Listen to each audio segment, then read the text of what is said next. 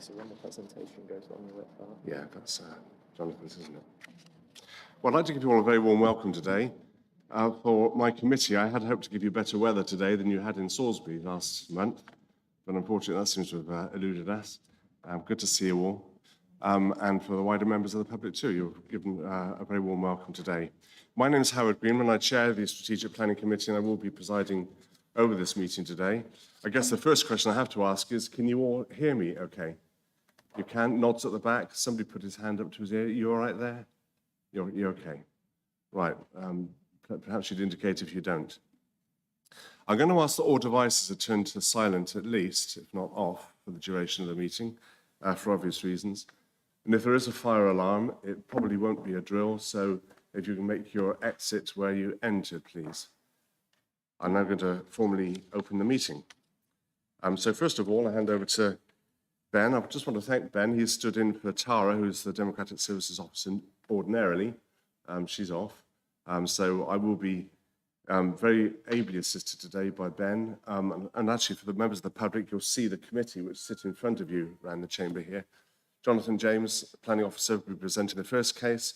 Andrew Guest, Head Planner, is over there. Nick, the second case, and Charlotte, our legal boffin, sitting behind her. Hoping that we don't have to fire too many questions in her direction today. And I think Kieran's behind the scenes too. So on that note, I'll hand over to you, Ben, if I may, for any apologies, please. Yes, Chairman. So apologies have been received from Councillor Christopher Newbury, Councillor Pip Ridout, who has been substituted by Councillor Bridget Wayman, and Councillor James Shepherd. Thank you, Chair. Thank you for that, Ben, and thank you once again, Bridget, for stepping in the breach on that one. You've all seen the minutes of the previous meeting, those of you who attended the previous meeting. Are you all comfortable with the minutes as they are? Yep. Any against? Any dissenters? No? Okay, I will be signing those minutes off in due course then at the end of the meeting. Two cases today, both in devices. Do we have any declarations of interest? I'm talking to the committee here. Any declarations of interest? No, I didn't think there would be.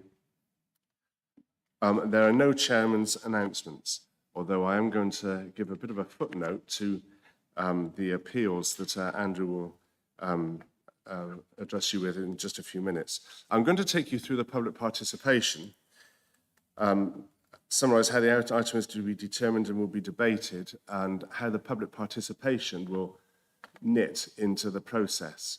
If you have any questions, please do give me a shout. So in the first instance, when we go to the planning applications that we're looking at today, the planning officer, in the first instance, this will be Jonathan on my right, will present their report and explain their recommendation. They may invite comments from other officers if appropriate. And at that point, I'll then ask members of the committee to indicate if they have any technical questions they wish to ask of the officers. You'll be aware that although we have some experience in this, we don't have the expertise or the training that the officers have. So quite clearly, it's quite possible that there will be questions that we'll need to raise. Technical questions at that point. We will then proceed to public participation. Now, ordinarily, there are up to 3 objectors and 3 supporters, which are able to register to speak for up to 3 minutes each. We don't have that many for the second. We do certainly have that many for the first application we're going to be looking at today. And I'm not particularly hard and fast about the amount of time that I give. Simply because I don't want any of you leaving here today wishing you said something you didn't, because this is a robust process and I want us to be absolutely certain that we've heard all that needs to be said. That said, I wouldn't let you run away with yourself either. So if you see me do this when you're speaking, you'll know that that's a very tactful way, hopefully, of me asking you to wind up your remarks. So following that public slot for objectors and supporters are slots for statutory consultees. So at that point, we'll then hear up to 3 parish councillors for up to 4 minutes each. Again, I should probably exercise a little bit of discretion and give a little bit of slack. If I think you're probably coming to the end of what you're about to say or your statement, I'll probably let you run to the end. And at that point, I will then invite local unitary members for the application to speak too. And I think possibly on more than one of the cases today, we have perhaps 2 unitary members. So they will be invited to speak when their time comes. I will then move the item to debate. I will ask the first committee member to speak, to move the motion, which must be seconded. That won't necessarily be how it winds up. It's just that we need to have a motion in place in order to be able to debate the issue. And at the conclusion of the debate, I will then, and at that point, proceed to a vote. So is that clear enough for everybody? Do you all understand what's going to be happening today? Well, that is the pattern as I see it. We'll be sticking as closely to that as we can. Thank you. So I'm now going to hand over to Andrew to speak to the planning appeals and updates that we have on our sheet too. So over to you, Andrew, if I may. Thank you very much, Chairman. Before I start, firstly, the committee requested a few meetings ago a report or an update on the 5-year land supply position. That hasn't been forgotten. I apologise it's not been done as yet. It may be that that comes forward as some form of training rather than a report, but it is in hand. On the appeals, a further decision to bring to the committee's attention, which isn't reported because it is hot off the press, is a site known as Whitchurch Farm in Malmesbury. And the appeal for this site was allowed 31st of October. The reason I am bringing it specifically to the committee's attention today is that it covers issues similar to what you are considering here. And so I will actually quote the inspector, read out a couple of paragraphs. And this is all caveated with the comments that, of course, every application should be considered on its merits in any event. So what the inspector said, and as I say, I will read out a few of his paragraphs because it is all very relevant and pertinent to what you're considering today. So on the issue of the planning balance and 5-year land supply, the inspector says the following, and I quote, "It is agreed that the council cannot currently demonstrate a 5-year land supply of deliverable housing land. The council states it can demonstrate a 4.7-year supply, whereas the appellant says it's 4.56, including the necessary buffer. The difference between the parties is not significant, and the shortfall is relatively modest. Nonetheless, it is agreed that the so-called tilted balance derived from paragraph 11D2 of the framework is engaged. As such, the policies which are the most important for determining the appeal are deemed to be out of date. This does not mean they carry no weight, and the development plan remains the starting point for decision-making. The tilted balance requires that planning permission should be granted unless any adverse impacts of doing so would significantly and demonstrably outweigh the benefits when assessed against the framework as a whole. In this case, the additional housing will be a very weighty benefit for the area by introducing much-needed private and affordable housing. At least 40% would be affordable homes. The scheme would boost the supply of housing in accordance with the framework. The development would result in the loss of agricultural land, but the site is well related to a tract of existing and approved residential development, and the overall harmful impact on the landscape would be minimal. The council accepts that the effects would be limited and localised. In my judgment, the site would be an obvious and logical extension to existing residential development. There is potential for biodiversity enhancement and net gain through additional planting and landscaping. No highway objections have been raised, and no harm is alleged in terms of non-designated heritage assets or ecology subject to the imposition of appropriate conditions. I agree that a plan-led approach to development is certainly desirable, but in this instance, the development plan is not currently delivering a sufficient supply of housing. As the council cannot demonstrate a 5-year supply of housing, this diminishes the weight that can be attached to the conflict with these policies. The existing housing shortfall and provision of new market and affordable housing attracts substantial weight in favour of granting permission for the proposals, unless any adverse impacts of doing so would significantly and demonstrably outweigh the benefits when assessed against the framework as a whole. I am satisfied that none of the reasons put forward for opposing the development establishes that the harm would be significant or would demonstrably outweigh the benefits. Therefore, notwithstanding any conflicts with development plan policies, it follows that the appeal should succeed. Now, as I said at the start, every application on its merits, but there are parallels which we can draw between this decision, this latest decision we have from the planning inspectorate, and the applications you'll be considering today, in particular in relation to the issue of 4.7 years supply still being an undersupply, the tilted balance applying, and the substantial weight that should be given to the delivery of housing at this time, including affordable housing. Thank you, Chairman. Thank you, Andrew. That's a salutary lesson, really, on where we are today. And I just want to add my footnote to this, because none of us run around shouting, yippee, yippee, we've got the 5-year housing land supply issue to deal with. It is a thorn in our side in most cases. And I just wanted to add my footnote to the two that we see and that have been lost on appeal. This is the land south of Park Road in Malmesbury, well, both off Park Road in Malmesbury, in fact, one for 26 houses and one for 50. Those were both refused at this committee.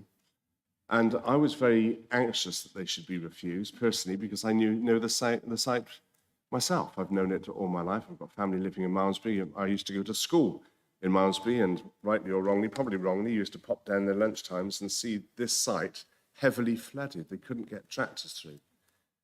Fast forward 32 years, and the Water Board became the Environment Agency. In 2007, I set up the Operational Flood Working Group in North Wiltshire when it was a district council, because the flooding issues were still there, still hadn't been sorted, and still the same applied in 2013 and 2014.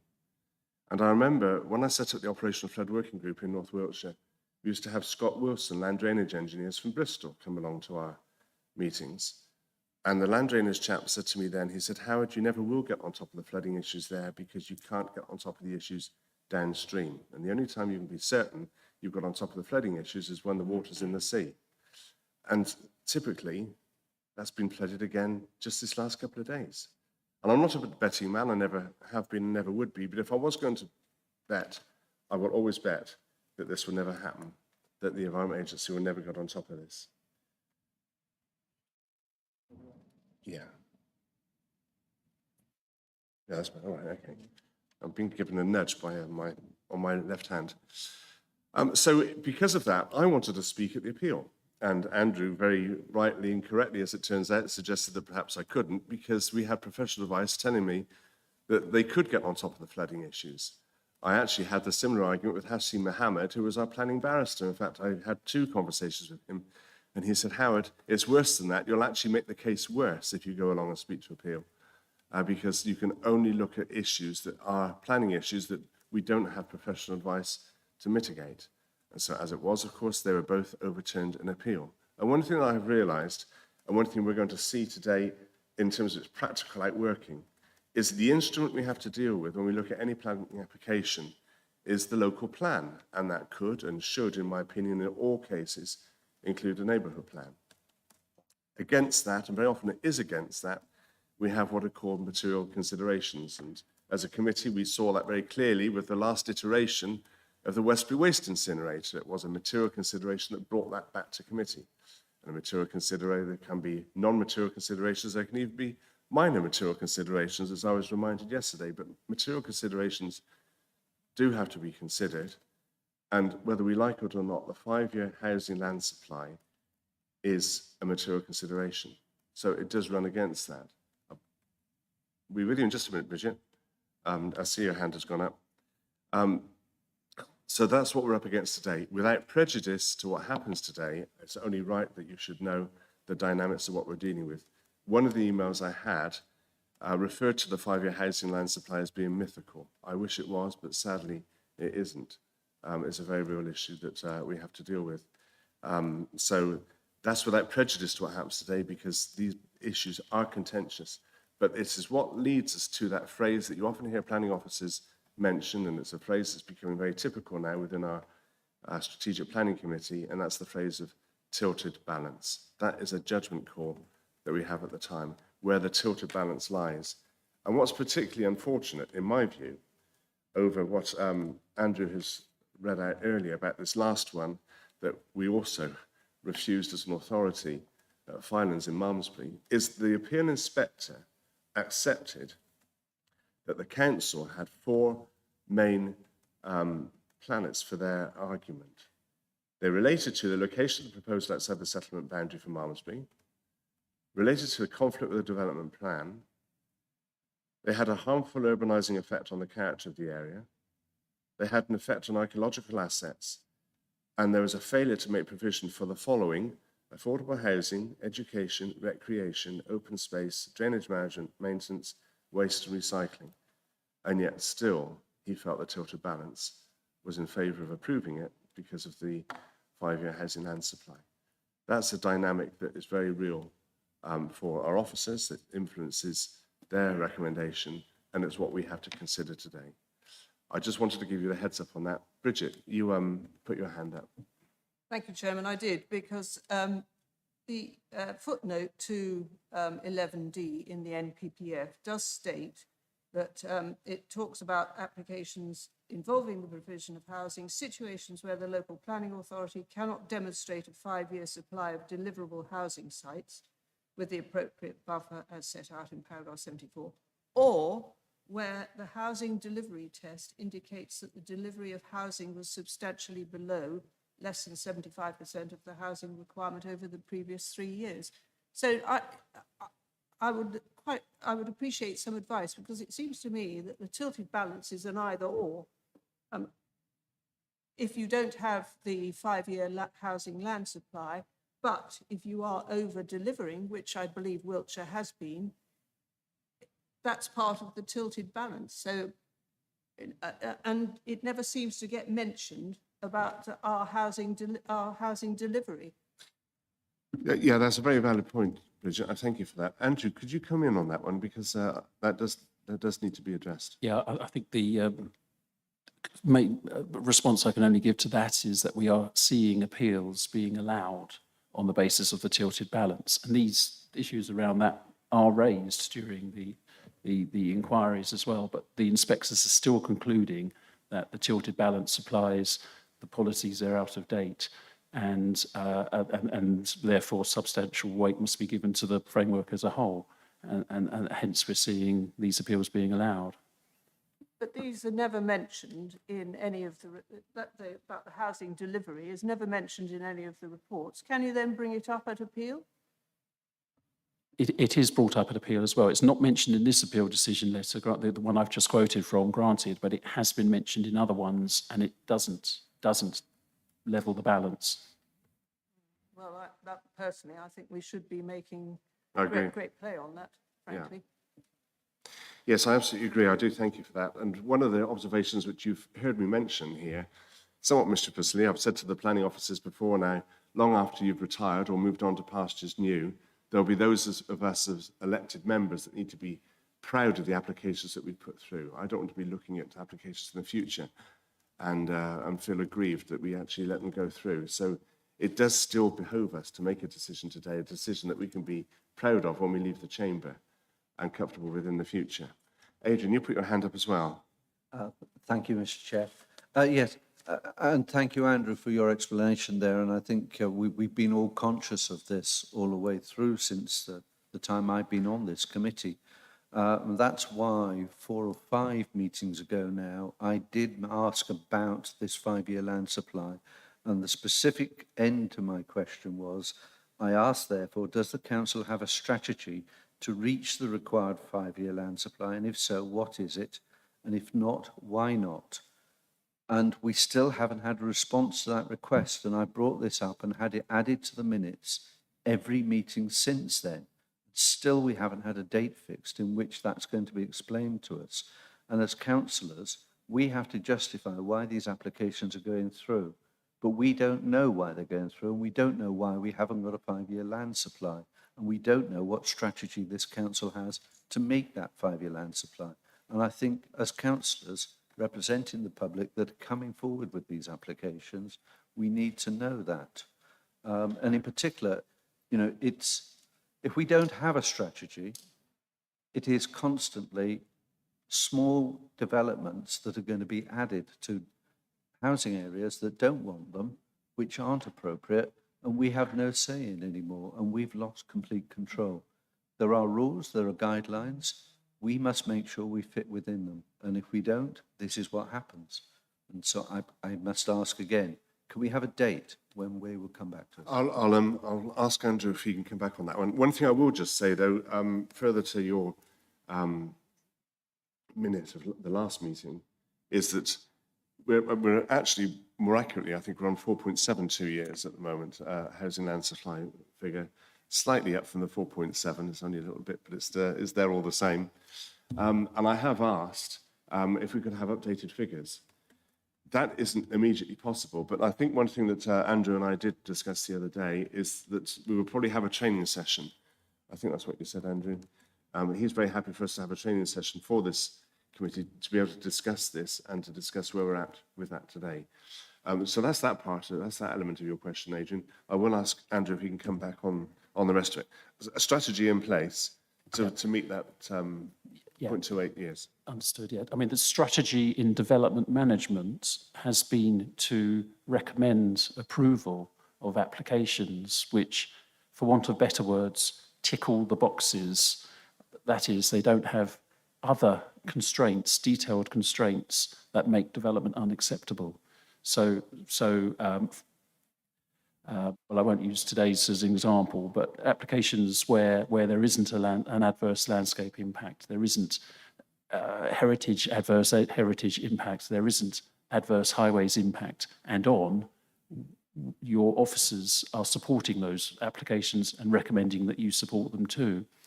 In terms of the housing land supply statement, the committee will appreciate they're produced normally annually.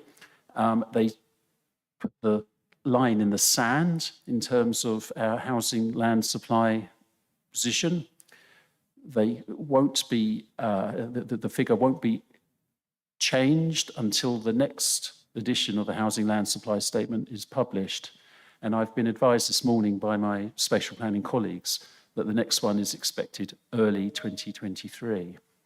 So we have to work with the April 2022 document, notwithstanding that there's decisions being made in the meantime. We have to work with that 4.72 figure until such time as a new one is published.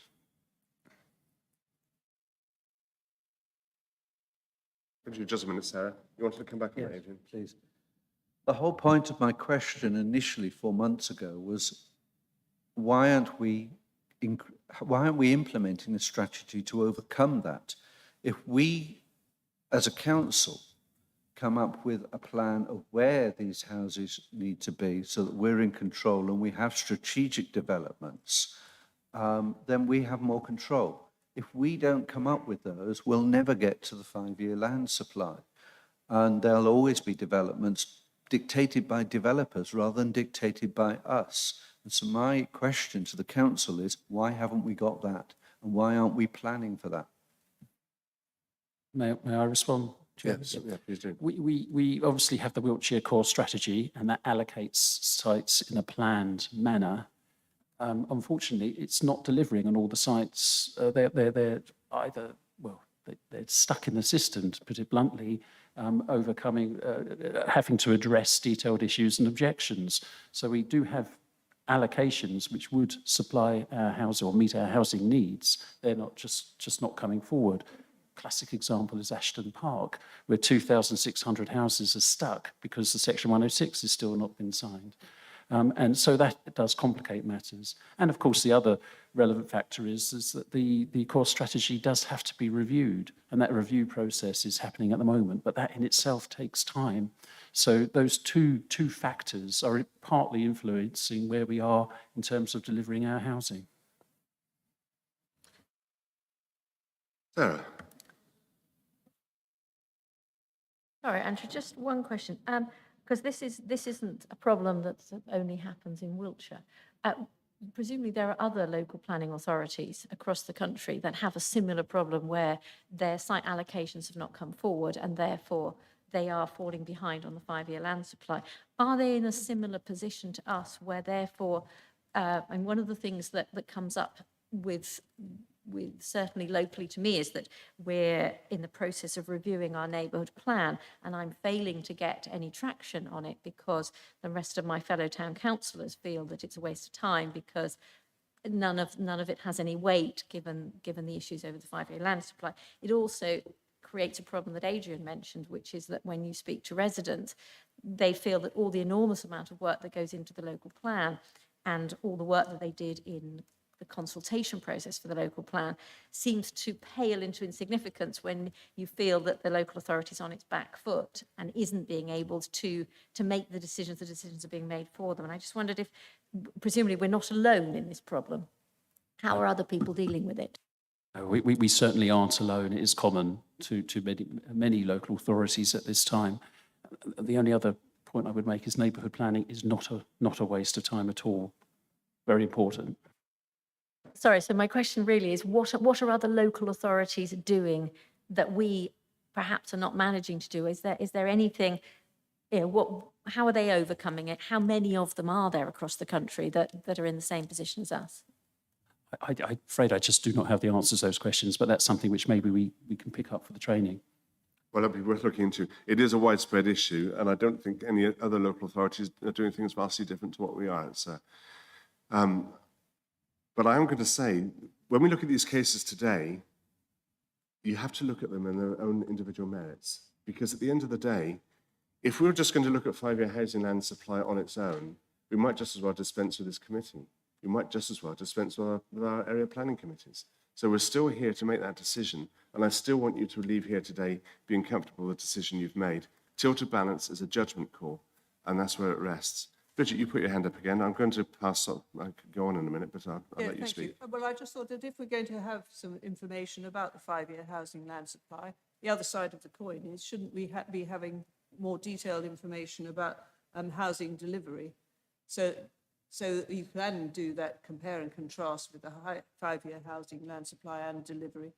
Because as I understand it, we are over-delivering. Well, that's the other thing. That is true. That's demonstrably the It's case. a valid point that this will be taken away and this will form the basis of the training session or whatever format it takes, we'll do for you. So without prejudice and without bias, taking into account all that we've discussed, and we had this happen a few months ago where we ended up spending more time on the planning appeals and updates than we did on the cases. I don't think that's going to happen today. We're now going to pass on to our first case today. And I'm going to reiterate my comments of a few minutes ago. Be comfortable with the decision you make when you leave today. So on that note, Jonathan, I'm going to hand over to you, please, to present our first case, Land West of Hillworth Road. Thank you. Thank you, Chair and members.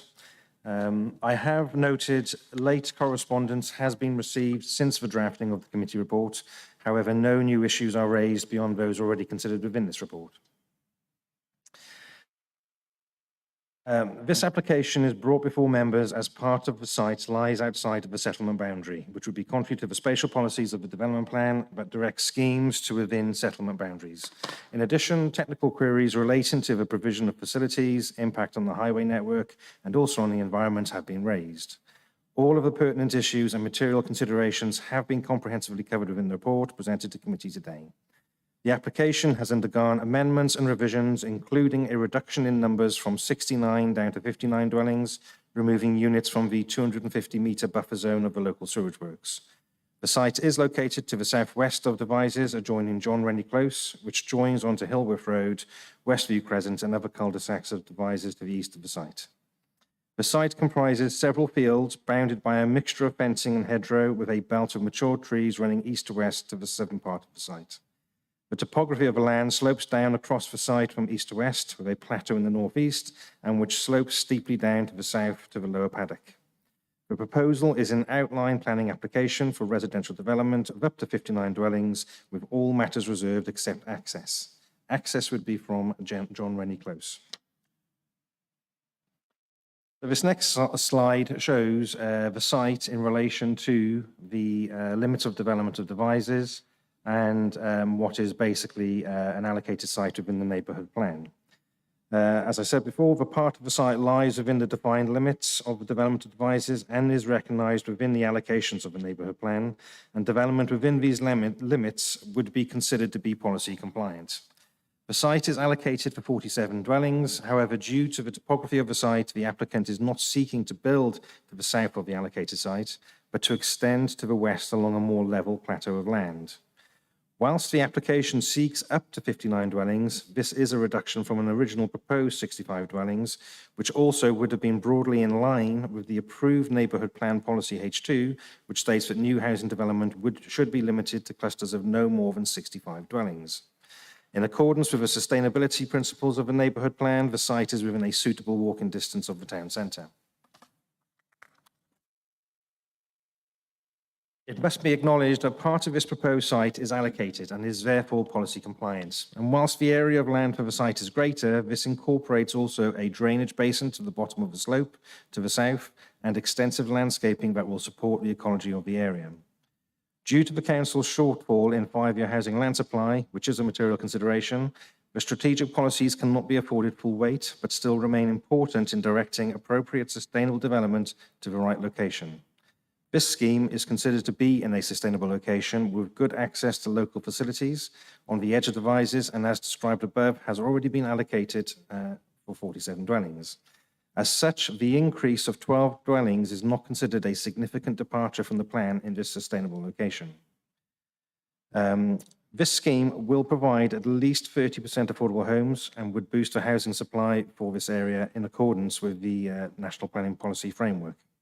It would create additional housing choice in the housing market and would create investment locally and increase spending in local shops. It would create jobs during the construction phase, albeit this is for a temporary period. So the next plan is the illustrative master plan. As you can see, towards the south of the site, a drainage basin for surface water is proposed at the bottom of the slope with a drainage channel to the southwest, thereby allowing gravity to free drain the surface water of the site. Sewage disposal is to the mains with a pumping station to the north of the site. To the northwest is the local sewage treatment works, and as referenced on page 36 of the report, all proposed housing is removed from the 250-metre buffer zone with this treatment works. It should be noted that the existing dwellings to the north of the treatment works lie considerably closer to the treatment works than this proposed site. Wessex Water requested an odour modelling assessment to be undertaken and that a sniff test survey be completed in the period April to September. The applicants and their consultants have been working directly with Wessex Water to meet their survey requirements and odour modelling assessment, as well as with the environmental team. The assessment was carried out by an appropriate qualified assessor in the presence of a Wessex Water representative and to their standards. The scheme has been reduced, removing sensitive properties out of the buffer zone. This is no longer considered an issue. The scheme will result in the loss of some agricultural land. However, it should be recognised that part of the site is allocated and as such, the loss already accepted. From the Council's mapping data, reference page 39 of the report, the land is recognised as made up of Grade 1 and Grade 3 land. However, it is considered that this data may not be accurate as the land to the east of the site is also defined as Grade 1 agricultural land, and this is actually made up of residential dwellings, clearly not agricultural land. With regard to the topography of the land and existing tree belt across the middle, it is considered that the land would not be the best sub-grade 3B and at best is used for grazing. This is reflected within the applicant's submission, and given that a large proportion of the site would remain undeveloped, the limited loss is considered acceptable in this instance. Concerns raised at the potential for visual impact are acknowledged. However, as previously described, part of the site is allocated and therefore the visual changes relating to that allocation have subsequently been accepted in its locality. Whilst the proposal extends the built form further west, the land slopes down, thereby reducing its overall impact within this edge of town location. As clarified within the applicant's submission, distance views to the site would be restricted and limited, and this view is agreed with by the council's landscape officer. Whilst the landscape officer acknowledges that there will be an initial adverse impact, it is considered that over time, through proposed landscaping, that any limited impact would decrease to neutral. On balance, the scheme is considered to comply with Core Policy 51 of the Wiltshire Core Strategy, and that for appropriate landscaping, the scheme would sit comfortably within this landscape. The layout of the scheme has been assessed by the Council's Urban Design Officer, who acknowledges that the submitted design and access statement provides a good, sincere context analysis and that the design concept and parameters relate back to it. They are satisfied with the master plan to date, although consider that the the mix of house type at reserved matter stage should be reviewed. All other matters other than access are for future consideration, however. There is no recognised heritage on the site, and appropriate archaeological evaluation has been carried out in support of the scheme. The scope of this evaluation was defined by the Council's archaeologist, and the evaluation was carried out in accordance with a written scheme of investigation and approved by the Council's archaeologist, who raises no objections to the proposed scheme. Concerns have been raised by local residents at the potential for impact on highway safety through the increase in vehicular movements onto the local road network. Access onto the site is to the northeast, with a new vehicle access point on John Rennie Close and a pedestrian access point north of this. This is a proposed pedestrian route through the site, encouraging walkers down through the landscaped areas of the scheme. Construction traffic would be temporary and would not constitute a reason for refusal in this instance. Highway access plan is for consideration now and demonstrates safe vehicular access into and out of the site. The details of this new junction have been fully considered by the highway team, who have confirmed that it meets the necessary highway requirements. Vehicle movements would take place along Hillworth Road, although traffic could equally access the wider road network along both Queen's Road and Broadleys Road onto the A360 Potton Road. It is acknowledged that access to Devizes Town Centre would likely be along Hillworth Road onto Long Street via car, although there are good pedestrian links to the town centre, and the site is in a good, sustainable location for cyclists accessing local facilities. The scheme is considered to comply with the requirements of Core Policies 60 and 61 of the Wiltshire Core Strategy pertaining to highways matters, and paragraph 11 of the NPPF, but states that development should only be refused on highway grounds if there would be an unacceptable impact on highway safety or residual cumulative impacts on the road network would be severe. The highway officer concludes that there would be no detrimental impacts to the highway network or to the highway safety in general. On balance, it is considered that the development would not result in a negative impact on the road network and that the proposal would not create an unacceptable impact on highway safety.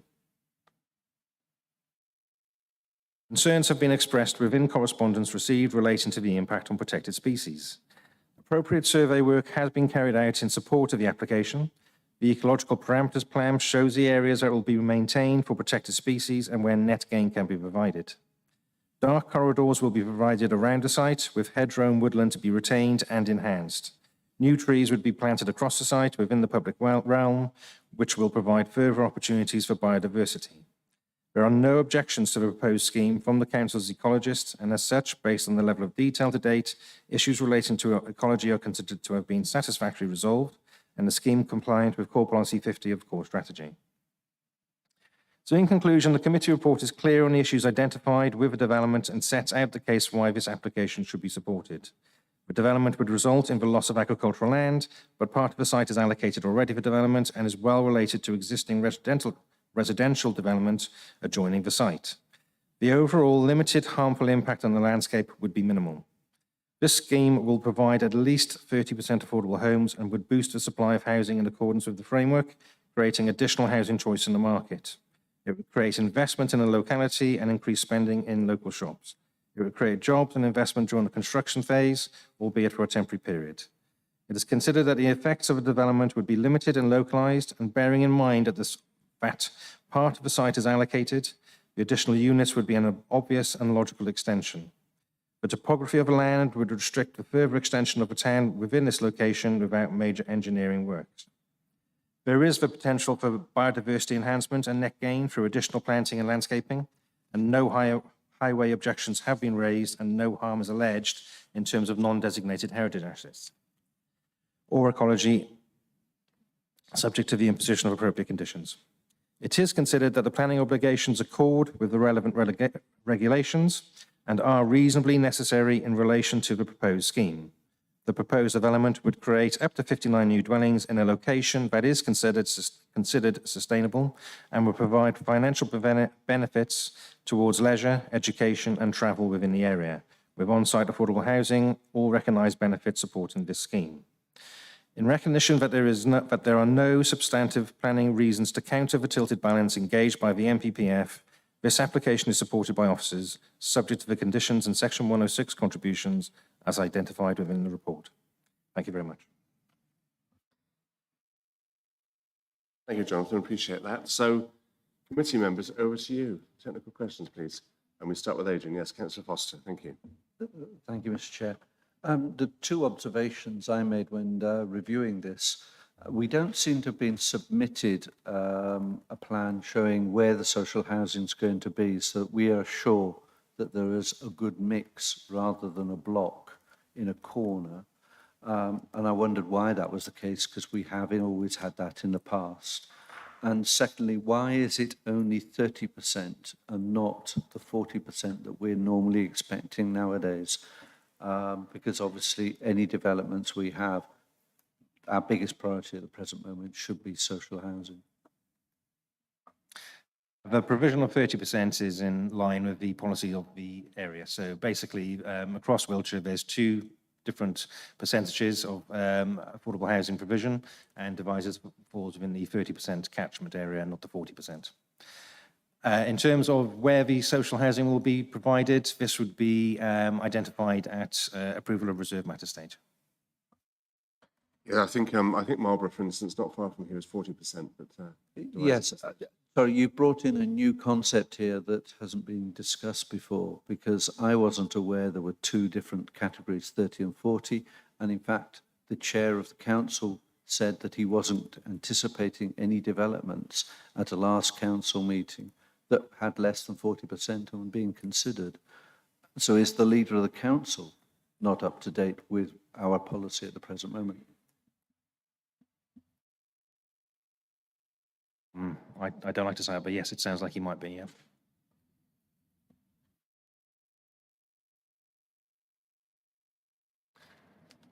thank you. Councillor Gibson, Sarah. Sorry, one quick question. In the report and on the documentation, it talks about the fact that this is an allocated site. Am I right in thinking, though, that the allocated site is not exactly the area? So the allocated site presumably is the area inside the settlement boundary. So what percentage of the dwellings that we are considering are outside of the allocated site, and what percentage of them are in there? And just before you do that, the other question I have is that the area of land that is outside of your yellow line, which is therefore part of a site allocation and not being developed at the moment, can that still be developed later, or is that therefore ring-fenced as non-buildable because it's compensated by the other bit? What I'm trying to say is, are we then, if we approve this, are we then going to see an application on that little bit at the bottom, which is not included in the yellow line, for further development? I think if I deal with the bottom bit, which is not in yellow first, yeah, the topography of land slopes very steeply down there. And so therefore I could not see that coming forward in the future without significant engineering operations to accommodate housing in that location. And I'm not convinced it could be achieved reasonably. The percentage of housing outside, so if you can see the site, there is the yellow land, and the black bold is the settlement boundary, and so therefore the allocated sites.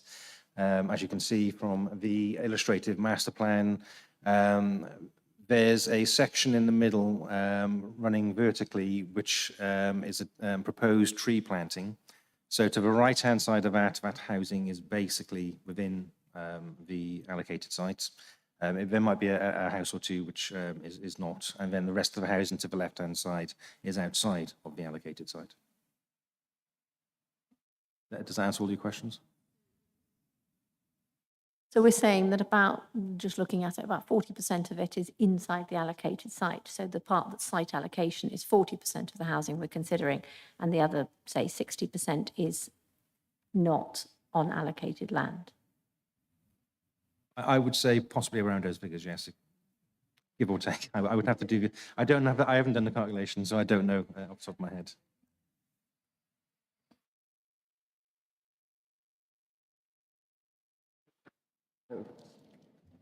Thank you. Core policy 60 talks about sustainable transport. And number 4 is promoting appropriate demand management measures. Now, I think this probably applies to the calculations that the developer did, which was based on so many cars per minute. Somebody else who's emailed the committee mentioned a different calculation. Yes, he called the traffic survey conveniently flawed, measuring flow per minute rather than congestion. So is there a standard that Wiltshire Council adhere to? Is it the same as the national standard, or do we just take whatever the developer gives us?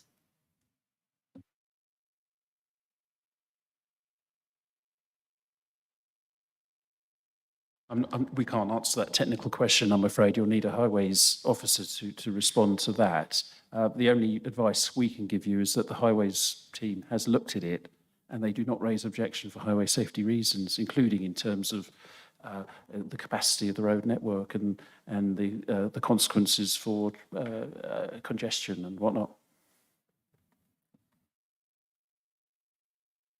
Councillor Wayman, thank you. Yeah, on that same note, really, there was a slide when we had 4 pictures of Hillworth Drive. That's the one, and the top left is, because I, as you've obviously done, went to Street View on Google, and I started at the junction of Long Street and went up Hillworth Road, and it is extremely narrow at that junction. I'm surprised that the highways engineers didn't make any comment about that, because you can't get, I don't think, you'd be very lucky if you can get 2 cars passing each other either way. I mean, it's a very, very tight junction. They obviously haven't made any comment about that. They haven't raised any objections to it now. I'll just come to you in a minute, Adrian. Thank you. I'm beginning to think that perhaps we need to bring highways along as a matter of course, as we did at Salisbury last time, because some of the determinations that come out with, frankly, in my view, beg a belief. And I absolutely agree with your thoughts there. Adrian, Councillor Foster, thank you. In a similar vein, and we had this at the last, in the Salisbury meeting and the one before, the housing officer had been consulted and adaptations were made to the application to meet the needs of the housing needs in the social sector. Has that been done in this case? And has the housing officer approved the allocation of social housing? Or are we going to get a block of 1-bedroom flats which are not needed?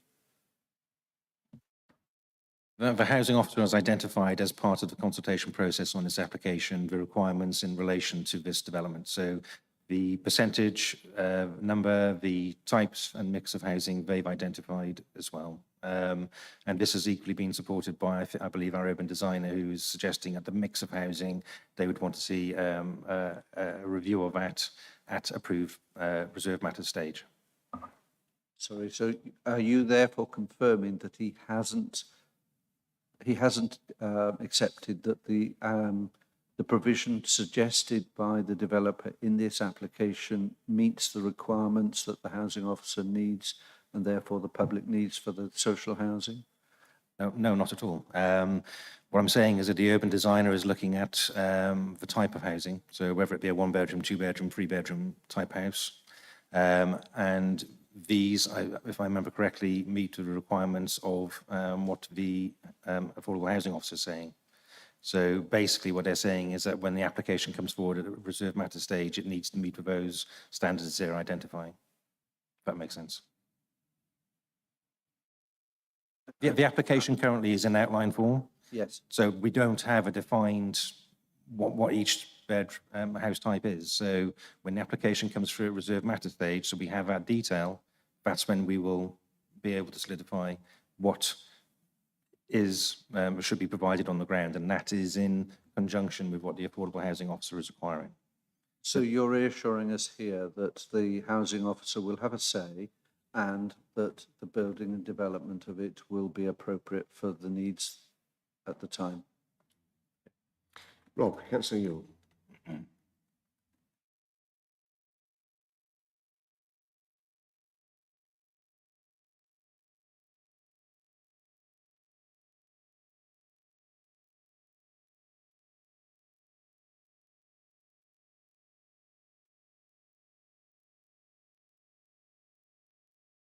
Your card on the, because otherwise the live stream won't pick it up. Won't pick you up, Rob. That's it. That's good. I have the red light. I've got concerns about the sniff test that was carried out, the sniff test. It seems to me that if we are possibly exposing residents to odour, a sniff test should be carried out over a period, not just on one day. And I'm also concerned that the sniff test was carried out according to Wessex Water's procedures. I would say that they would say that, wouldn't they? You know, do they have a system whereby any odours could be suppressed because of the way that they're carrying out the sniff test? So really, I'm asking whether or not our public protection team would have an opinion on that, whether or not the sniff test that was carried out would be in line with what they would normally do as a sniff test.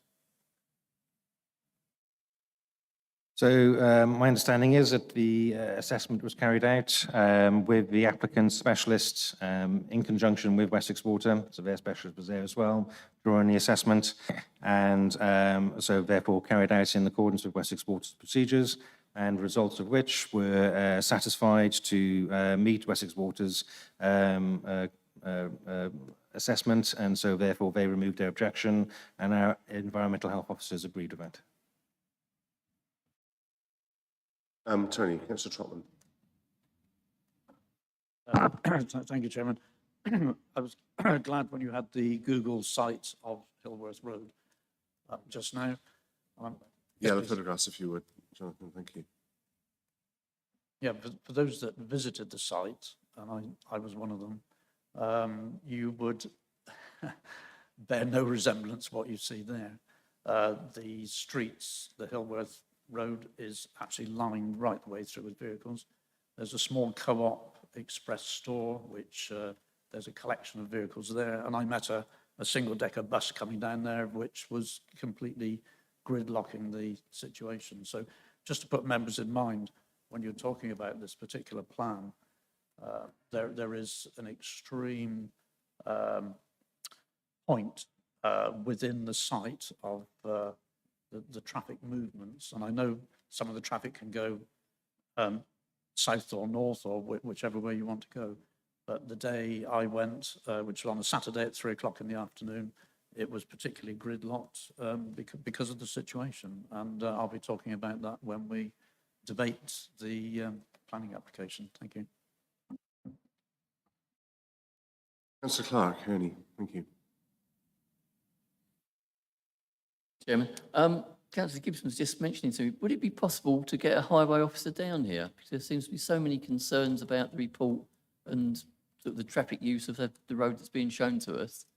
Would that be possible, or is Well, I presume they're probably not even in the building, are they? In Salisbury, and I've just made the point, I think we're going to have to do that as a matter of course, because highways issues are constantly rearing their ugly head with these. I don't think we're going to be able to get a transport officer or a highways officer here today. No, not at such short notice. But I would just remind the committee, of course, that when you're considering the traffic generation, the site is allocated, or part of the site is allocated for 47 units in any event.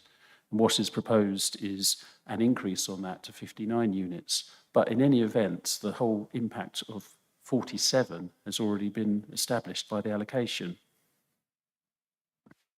I'm surprised actually, because 59 properties is a 25% increase on the 47 there was before, and is almost certainly going to represent in excess of 100 different cars, if not more than that. I'm surprised it was the 47 was allocated in the first place, to be honest. And I do take the point because I've been in the same situation as Tony when I went there the other day. And as he rightly says, the photographs here actually bear no resemblance to what I saw either, where they were parked all down one side and you had to wait. Well, certainly I had to queue up and wait for perhaps another vehicle to travel 100 metres for me to be able to get down there. So it isn't an easy issue to readily get one's head around that one. My question really then, I suppose, is given the allocation for 47 houses and how it was before, And irrespective of the topography and that justification for it, why the increase by 25% to 59?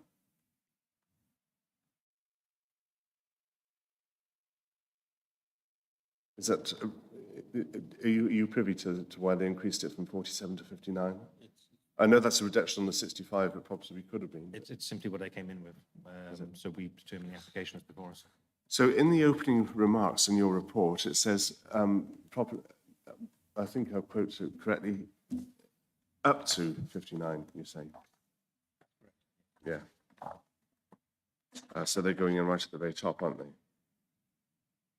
Okay, thank you. Bridget, Councillor Wayman, thank you. Sorry, I've just got one more question.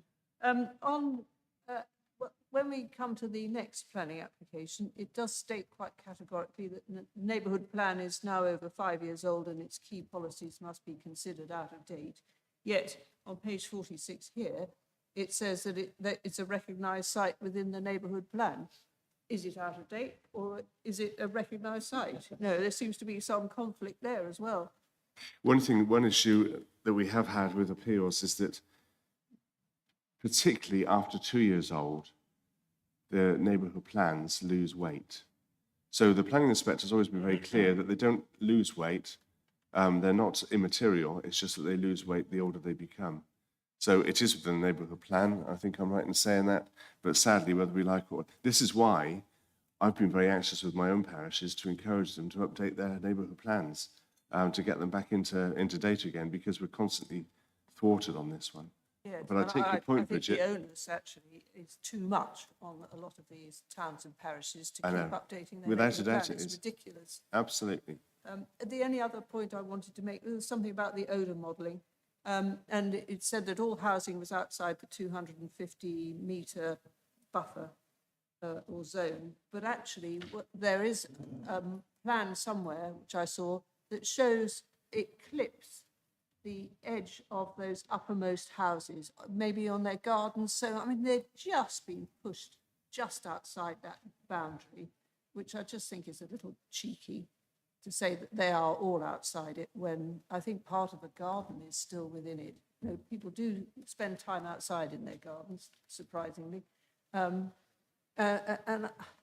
should be a bit further away, I feel, but I'm just making that point Yeah, that they are. that's a fair point. Yeah. I think it should be noted, however, that north of the sewage treatment works are a lot of residential dwellings that were within 150 metres of the sewage works.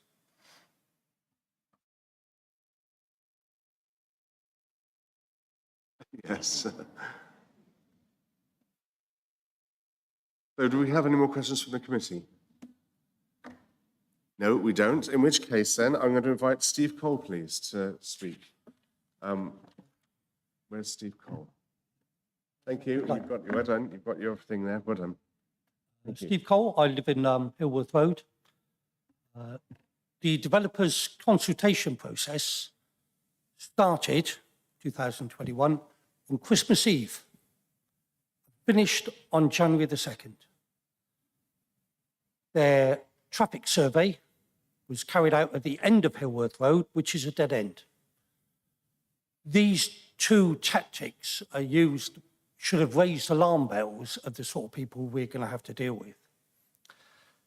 Looking at the highway plan, it summarised that there would be another 30 vehicles travelling in a busy time.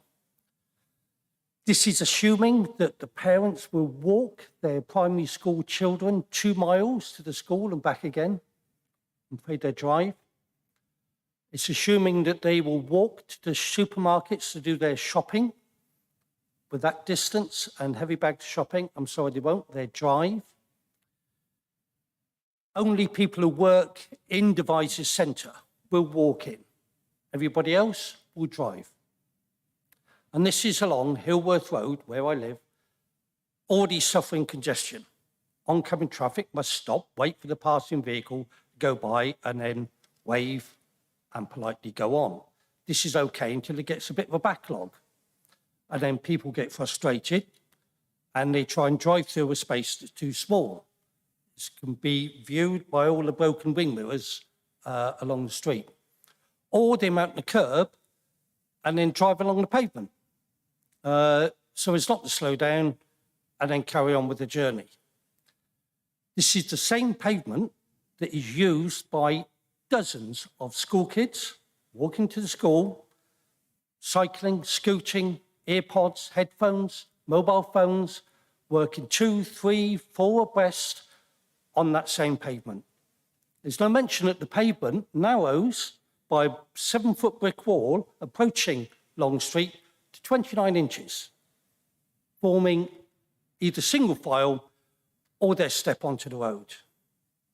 As already been mentioned, the junction onto Long Street, if you're coming from Long Street onto Hillworth, unless you have a small family car, you clip the curb or you drive over the central white lines.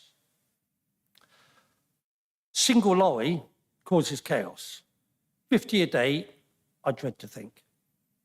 If all this traffic goes along that area with that sort of pedestrian traffic, it's not if, but when there will be a serious accident. Finally, I think it's the views and concerns of adjoining landowners, farmers who use the land, property owners that will overlook the site, the residents of the streets involved, the town council who represent the population of Devizes. None of them think that the area or the access road is suitable. Nobody, apart from one person who sits in a tax haven hoping to increase his bank balance by selling the outline planning permission to the highest bidder. That is not right. Thank you. Oh, and there is, FYI, an article in today's Gazette and Herald showing the protest that was held there last Sunday. Thank you. Thank you, Steve. I appreciate that. Thank you. Keith Millington, please. Good morning. My name's Keith Millington. I'm a resident of Hillworth Road. I live towards the bottom of Hillworth Road. And I have to say the photographs that you showed earlier of the land don't represent what we consider that land to be. It's the entry point to a valley of extraordinary beauty. It's been farmland for hundreds of years. It's a habitat for many rare and protected species, badgers, bats, cuckoos, buzzards, kites and newts. But I know that's well understood and it's well documented, the environmental and ecological impact of this development. So as I think is the case for today, I'd rather consider the vehicular access, sorry, I can't say the word, the traffic impact of this development. The developer's so-called traffic survey very conveniently used a flawed metric, in my opinion. They measured vehicles per minute and speed of traffic. Now, anyone familiar with Hillworth Road, anyone that lives there, and many people have said they've visited the site and you've seen those photographs for yourself, anyone will realise that low traffic flow, which very conveniently supports the developer's plan, is a symptom. The real problem is the traffic congestion. Now, a lot of houses along Hillworth Road don't have off-street parking. They all park in the road. Understandably, I have to myself. And this means that it's single-file traffic. Most of Hillworth Road is single-file traffic. To traverse Hillworth Road, I often have to pull into bays between parked vehicles, giving way to traffic coming in the opposite direction. It can take 5 minutes to get from the top of Hillworth Road to the bottom at a busy time, and you sometimes see buses and emergency vehicles trying in despair to get up and down that road. On numerous occasions, I found myself having to back up Hillworth Road towards the junction that's already been mentioned, Long Street, which is already a very dangerous junction. Most people would agree with that. The visibility coming out of Hillworth Road onto Long Street is very poor. It's very difficult to see getting in or out. The access to Hillworth Road from Long Street is very difficult. And I've often found myself reversing back up towards Long Street to give way to oncoming traffic.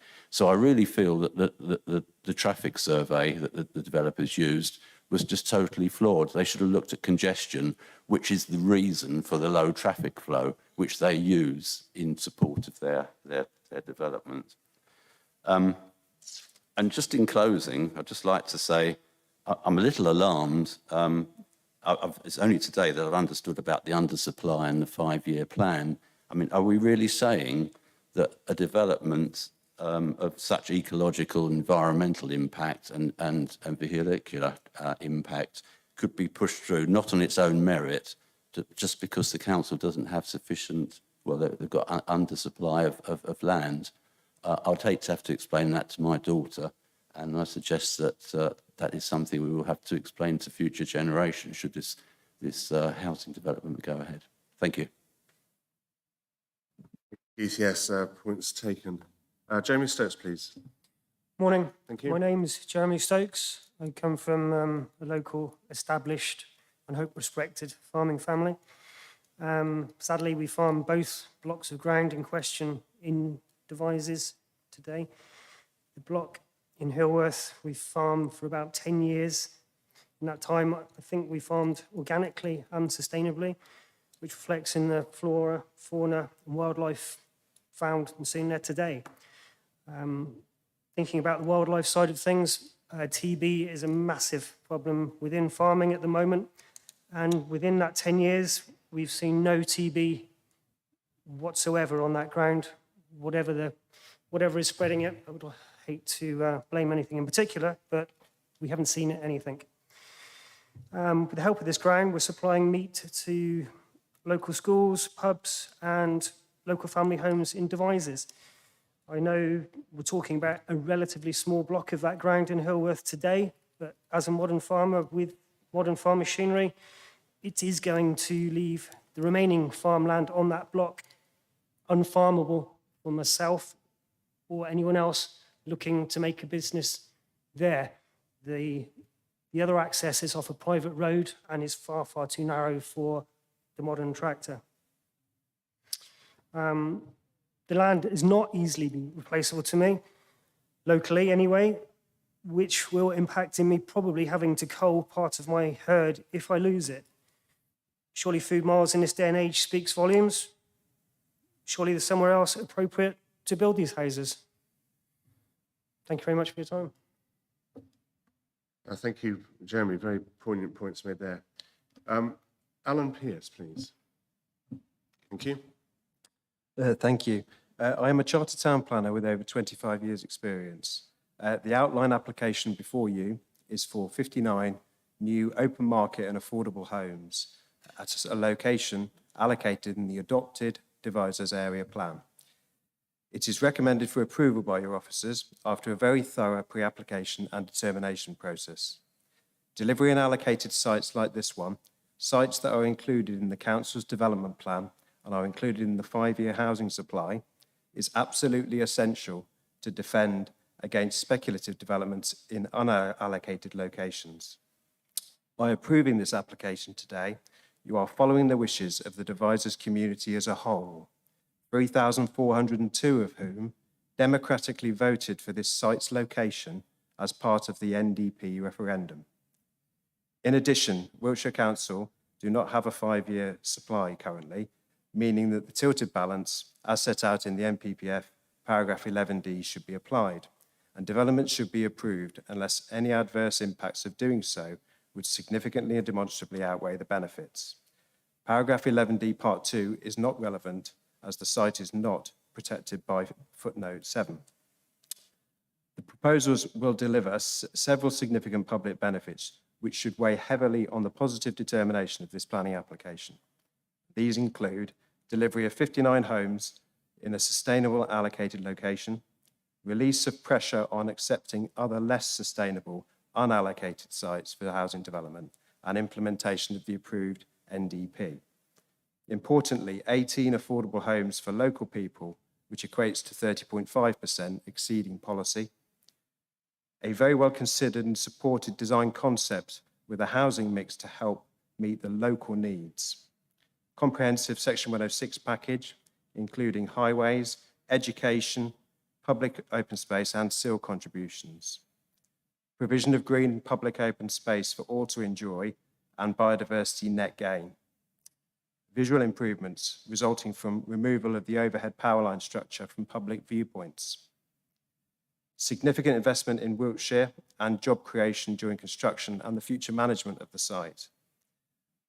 And increased population in a sustainable location will support the vitality and viability of the town centre, helping to safeguard existing businesses. There are no significant adverse impacts resulting from the proposals to significantly or demonstrably outweigh these benefits. Advice from our client's barrister has also confirmed this. The recent appeal decision is also very relevant. We are, in addition, a plan-led proposal. We therefore respectfully request members to follow the officer's recommendation and approve the application. Thank you. Thank you, Alan. Appreciate that. Unless what is no, yes, please. Thank you. I apologise if I didn't even try to pronounce your name, but I do apologise for that. Good to see you. Please. Good morning. Thank you, Chair. I'm Alex Vosnichko, a chartered civil engineer with 20 years' experience in the industry, and I'm the applicant's highways consultant for this scheme. I'm here today to speak in support of the proposal and just want to take this opportunity to briefly summarise some of the key points relating to highways matters. The site is located within walking distance of the convenience store on Hillworth Road, Devizes town centre and local schools using the existing footway network and public right-of-way network. Wiltshire Council's published cycle network for Devizes includes the designation of an on-street cycle route linking the site with the town centre via Hillworth Road and Long Street. Stores bus stops are around a 4 minutes walk from the site, from where services are available twice an hour to destinations across Devizes, and the nearby Long Street Southgate stops provide opportunities for travel to other towns, including Trowbridge, Chippenham and Swindon. As has already been highlighted, the neighbourhood plan identifies the locality of the site, new residential development, and so it must therefore have been considered a sustainable location in transport terms by Devizes Town Council, Wiltshire Council and the Planning Inspectorate through that adoption process. Access to the development will be taken from John Rennie Close. This proposal has been thoroughly audited by highways officers with amendments made to the design to respond to their feedback arising from that process. It has also been confirmed that the access and associated visibility displays are deliverable entirely within land under the control of the applicant and public highway. Parking on site will be provided in accordance with the council standards. The ability of Hillworth Road to accommodate the additional traffic generated by the development has been assessed in detail. Traffic survey data confirms that during the busiest hours of the day, the existing flow along Hillworth Road is limited to just 3 vehicles per minute on average, with the measured speed within the signed limit. Trip data from other similar new developments suggests that the proposed scheme would be expected to generate around 30 movements during those same peak periods, which represents just 1 additional movement every 2 minutes on average. Although Hillworth Road varies in width and is subject to on-street car parking, this is in no way unusual for a residential street of its nature, and the accident records provide no evidence of any existing highway safety issues. It is clear that Hillworth Road currently provides a safe environment for the travelling public, and highways officers are in agreement that the minimal additional traffic flows arising from the development could be accommodated and will not change that situation. The submitted transport statement also contained a detailed assessment of the capacity of the junction of Hillworth Road and Long Street, taking into account all traffic flows and visibility displays. This modelling, reviewed and confirmed as robust by highways officers, demonstrates the junction is expected to continue to operate with significant spare capacity with the development in place, limited to just 1 vehicle on average during the busiest hours of the day. So in summary, the site is in a highly accessible location with opportunities for residents to use sustainable modes of travel to meet their everyday needs. A safe and suitable access can be delivered at John Rennie Close using land within the applicant's control and public highway. And it has been demonstrated that there will be no significant traffic impacts on the operation of the local road network. This planning application therefore provides opportunity for much needed new housing to be delivered within Devizes at a location identified within the neighbourhood plan without generating any significant highways issues. Thank you. Thank you, Alex. Appreciate that. Tom Vaughan-Jones, please.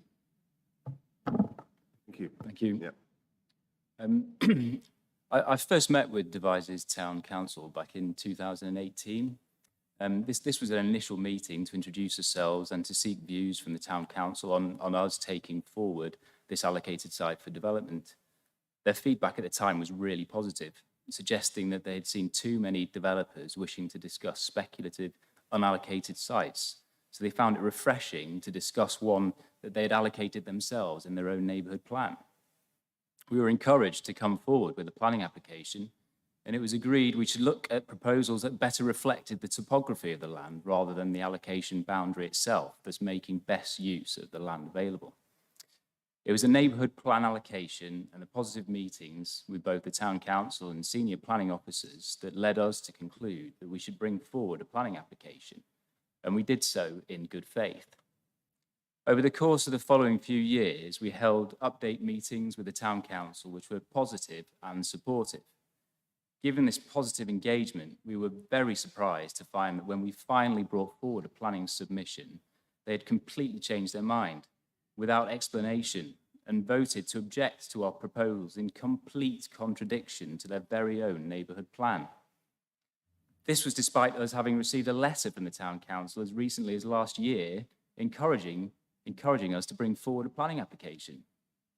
This appears to me to send a very worrying message for neighbourhood plans and investors such as us who take pride in working collaboratively with town and parish councils, investing significant sums of money in bringing forward allocated opportunities such as this. As you've heard from my colleagues, there's no technical objections. We did receive advisory comments from Wessex Water regarding their sewage works, but following site testing with Wessex Water scientists, it was agreed to reduce the developable area and the dwellings numbers were reduced from 65 to 59. Of course, that was very important to Wessex Water because they don't want objections from the future residents. So Wessex Water do not object to the application. Our application is in line with policy. It's viable, it's deliverable. Importantly, it provides 18 affordable homes for local people, as well as Section 106 contributions that include a substantial sum towards education. More than 60% of the development area will be retained as landscaped open space, with impressive biodiversity net gain far greater than the council's requirements. Members of the public will also benefit from a network of landscape green walking routes through the site, a significant improvement given the site currently has no public access. I really hope that members will agree with your officer's recommendation and approve our application. Thank you. Thank you, Tom. Appreciate that. Well, I'm going to hand over to Devizes Town Council now. Councillor Richard Ormerod, please. Thank you very much, Chair. My name's Richard Ormerod. I'm a member of Devizes Town Council. I think first I might be able to help to clear up this business of the allocated site in the neighbourhood plan. Could we go back to the site plan that shows the application, that's the one. It's not very easy to see, but it helps. You have the black outline, which shows the development limit in the neighbourhood plan, and I believe also the core strategy. Now that strange shape overlapping with the yellow outline site is the allocated site in the neighbourhood plan. When I started being involved with the present neighbourhood plan steering group, I noticed that this site, as defined by the black lines, doesn't relate to anything on the ground. What it seems to be is it's been downloaded completely from the SHLA, from the Strategic Housing and Employment Land Allocation Assessment, which of course was a desktop study. It's not based on anyone ever actually visiting the site. And at the time, I believe the town council or the neighbourhood plan group simply took those sites and the housing numbers associated with them out of the SHLA and put them into the neighbourhood plan because they had no other way of doing it. So that's why we've reached that slightly peculiar looking set of boundaries. Now, the 47, as I said, this is entirely a desktop study, and the 47 houses is also a desktop number. It couldn't possibly be, well, it wouldn't be. That site, that black outline site, would not be developed for 47 houses because, as the lady down here pointed out, that piece sticking out at the bottom, that goes down a very steep slope and couldn't be built on. So unless you built a block of flats or a very dense scheme, you would never get 47 houses, and no commercial developer would do that. So this is all a bit theoretical. When I started getting involved with this, I noticed that not only was the present application site a completely different site from the one allocated in the local plan, it also tips down the slope. Now, I'll come back to that point because that's the key feature of this site and this issue. Now, if I can go back to what I was going to say, Devizes does not need this housing. It will not benefit the town.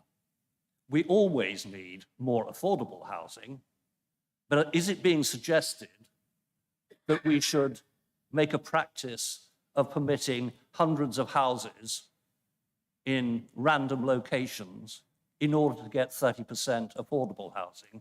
No, I don't think we are. The location and all the other factors do matter.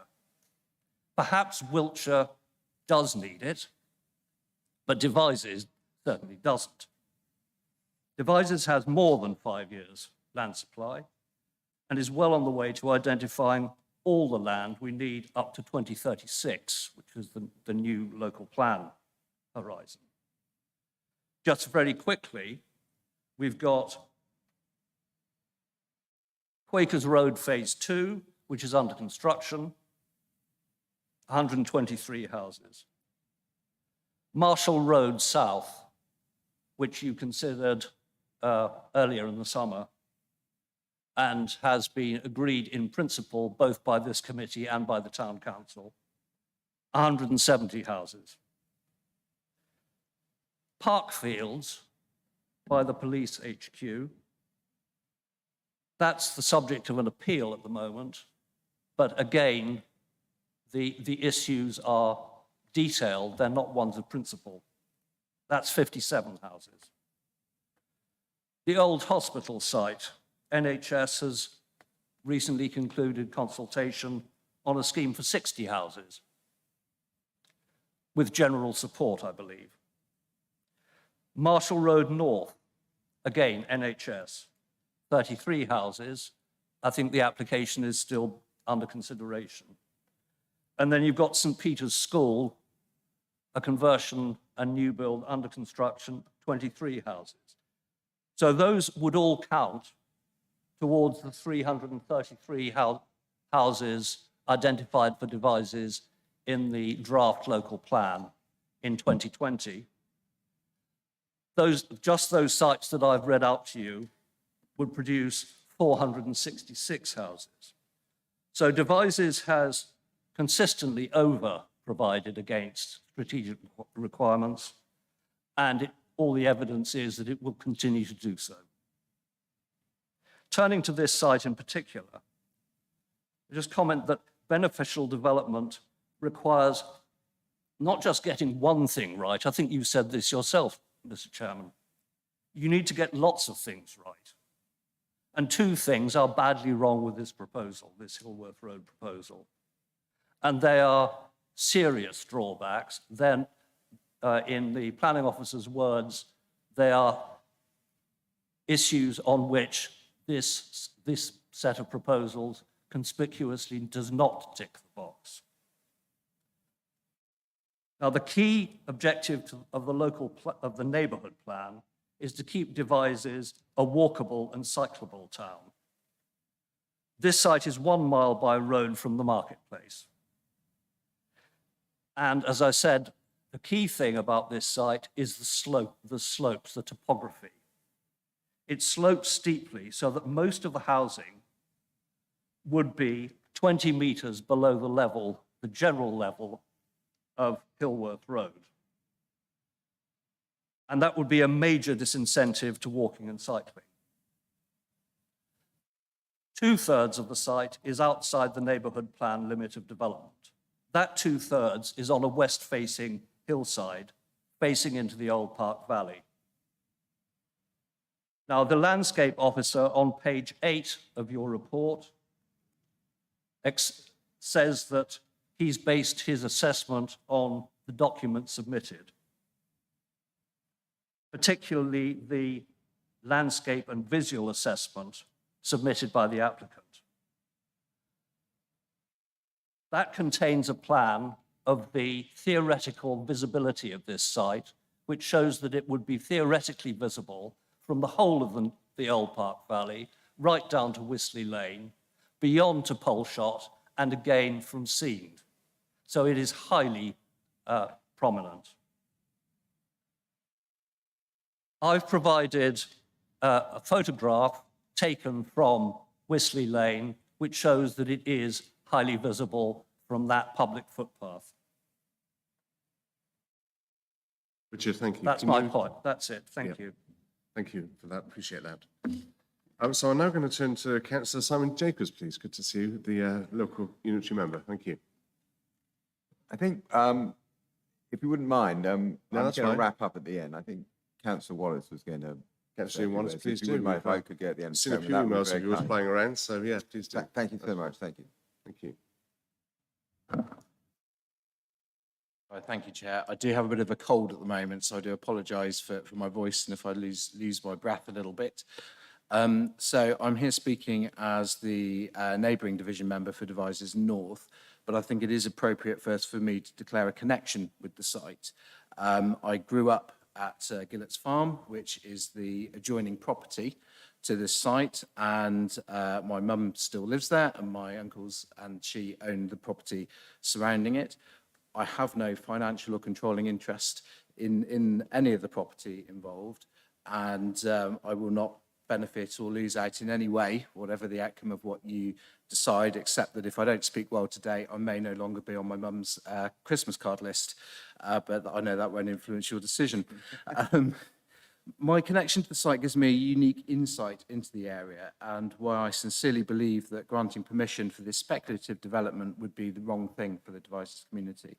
You've already heard some extremely good reasons not to grant permission, and hopefully you've seen the 112 letters of objections. So I'm not going to go over too much old ground, because I think I've already done so in emails to the committee, but I would like to focus on 3 key areas. The first is highways. I've got the greatest respect for our colleagues in highways. I send them lots of emails as well.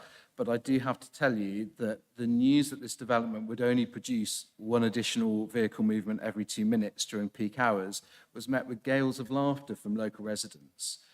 As you've seen for yourselves, this road is not the best road. It's already a principal access for some 500 or so homes in the local area, as well as a few businesses, and the town's only major park, which a lot of people drive to and park at.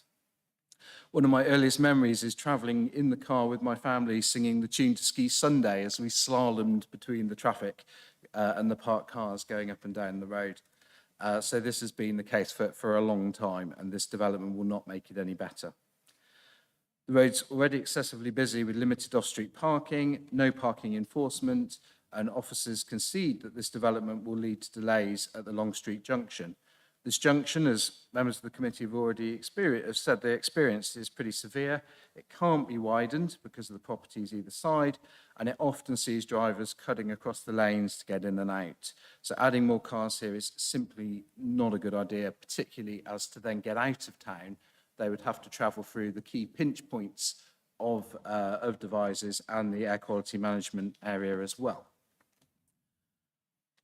Moving on from highways, I think it's important to talk about landscape and environment. You've already heard mentioned the photographs that were sent to you. You've seen the photographs in the presentation, and many of you have visited it yourself, and you'll know that we are talking about a green and pleasant land in this case. The site and the valley it connects to has been largely unchanged for hundreds, likely thousands of years.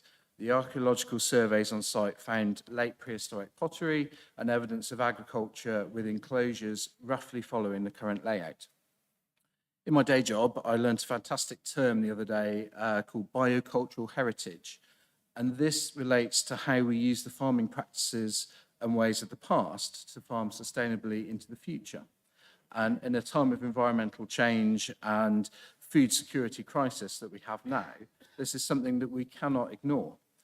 We must embrace it fully. You've already heard from Jeremy Stokes, who farms this land in exactly that way. And this style of farming is hugely important because it creates carbon-rich soil, and as well as providing the habitat and food source for all the creepy crawlies and bugs, which then feed the wildlife in that valley. As a society, we love to plant trees and to save the earth, but it is the soil which will save us in more ways than one, in food and also in carbon capture. And in allowing this development to seal 40% of this site under concrete, making it entirely useless for those purposes, can't be a way forward. What's more, as Mr. Stokes has said, if he loses this piece of land, he won't be able to farm that valley, which could then lead to the rest of the land there falling into disuse and deteriorating in its ability to store carbon. Although I do suspect that we will likely see further applications before we get that far. Another farmer in the area, Mr. Adrian Blythe, whose land borders the site, is also concerned as the current plans show runoff from the development draining into his ditch and local watercourses. This area is a nitrate vulnerable zone, and that means that Mr. Blythe will have to follow strict rules about what inputs he uses, or he has somebody like me turn up and tell him that he can't do it.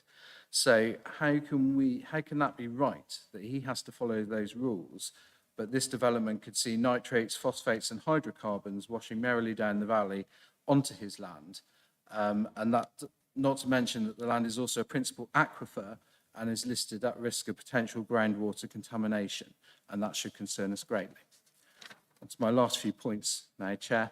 The most important objection on landscape grounds, I feel, has to be the extremely negative visual impact this development would have. As you'll be able to see from the photographs circulated, it can clearly be seen from the west, and this is an uninterrupted view for many miles along that valley.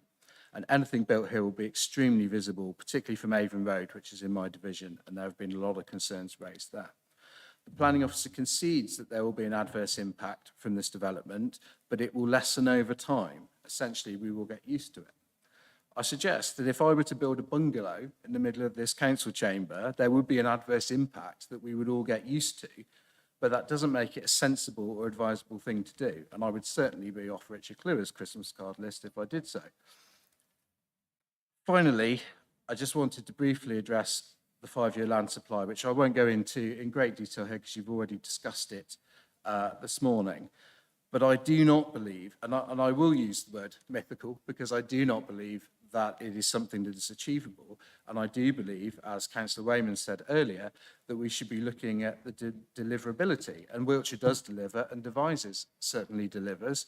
As Councillor Ormond has said, there are plenty of houses being delivered in this area, and there's no need to to approve applications like this, which do not add anything to the town.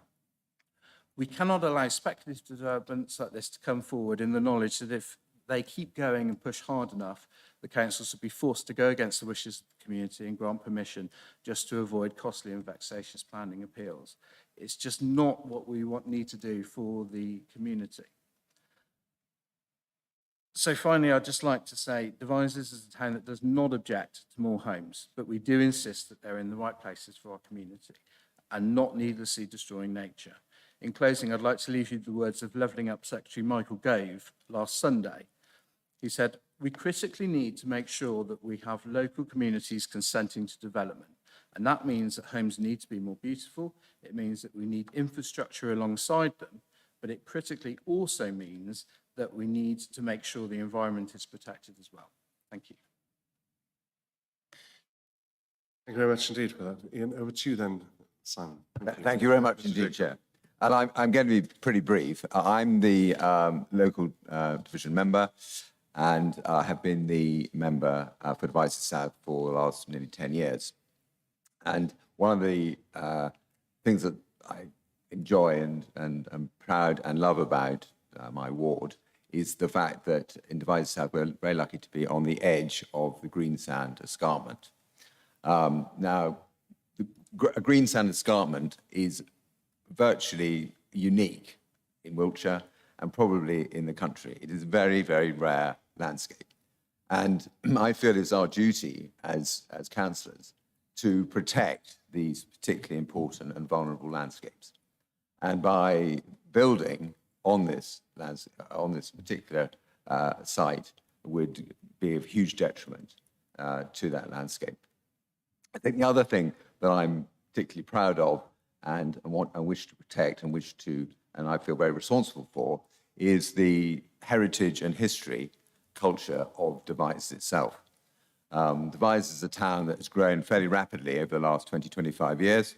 And as you've heard, committee, that we are ahead. If we had our own local 5-year land supply, we are ahead. We've cracked it. You know, whilst other towns, and I'm not going to mention them, but you know where they are, have failed summarily to build where they should be building.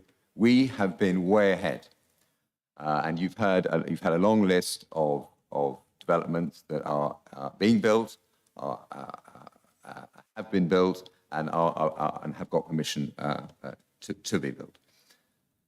And when I just come back to this history and this heritage, you know, we're a town that was formed over 1,000 years ago.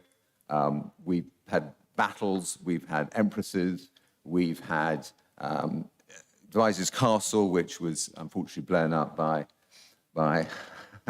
Oliver Cromwell back in the mid-17th century. But that castle had a park, a deer park, attached to it. And that castle formed the dowry of 8 Queens of England. And this site sits within the curtilage of that old deer park. So all of this history, all of this heritage, we feel, as local councillors, we feel incredibly responsible for. We feel we wish to protect it. We wish to protect our residents from this kind of development. So whilst we are not against development, we are, as you can see, if you've heard, we embrace it. We're happy to go with it. But it's got to be in the right place. And this is not in the right place. Thank you very much, Chair. Thank you, Simon. Appreciate that. Before I open this to debate, and I'm going to ask you to put your thinking caps on because I should be asking for a motion put forward by somebody in a minute. Jonathan, is there anything you wanted to touch base on, anything that's been raised during the last half an hour or so?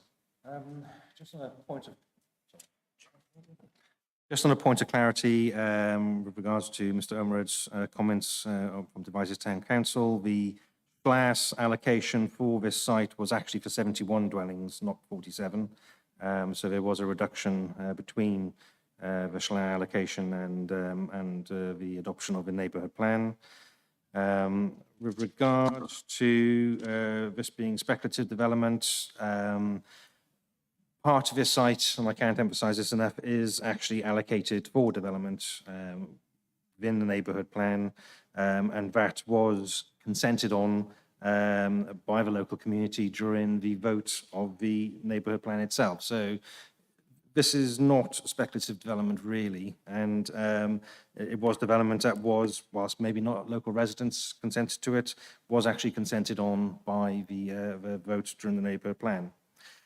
I'm not aware of phosphates and nitrates issues within this area, but at the end of the day, the drainage ditch is not the drainage ditch. The basin is the holding point for surface water drainage from this site, and then that trickles off into the drainage ditch as opposed to a gushing torrent.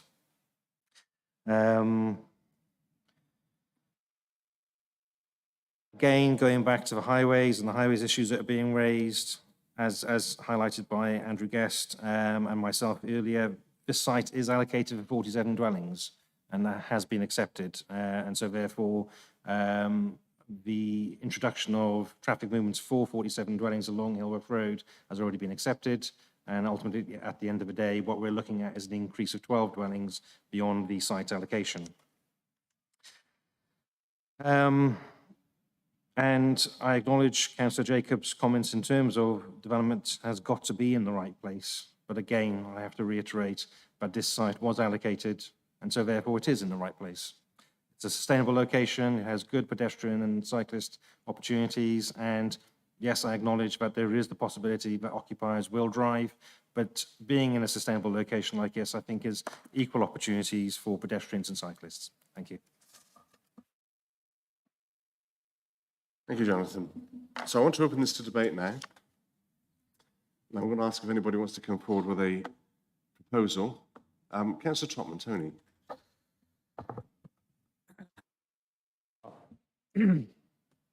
We've listened to the case officer who's obviously presented us with a case for us to look at.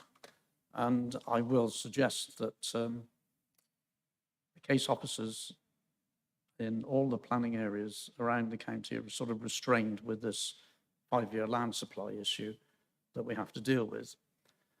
And we can't blame the case officer for that, but in fact, we as a committee are less restrained in how we deal with these matters.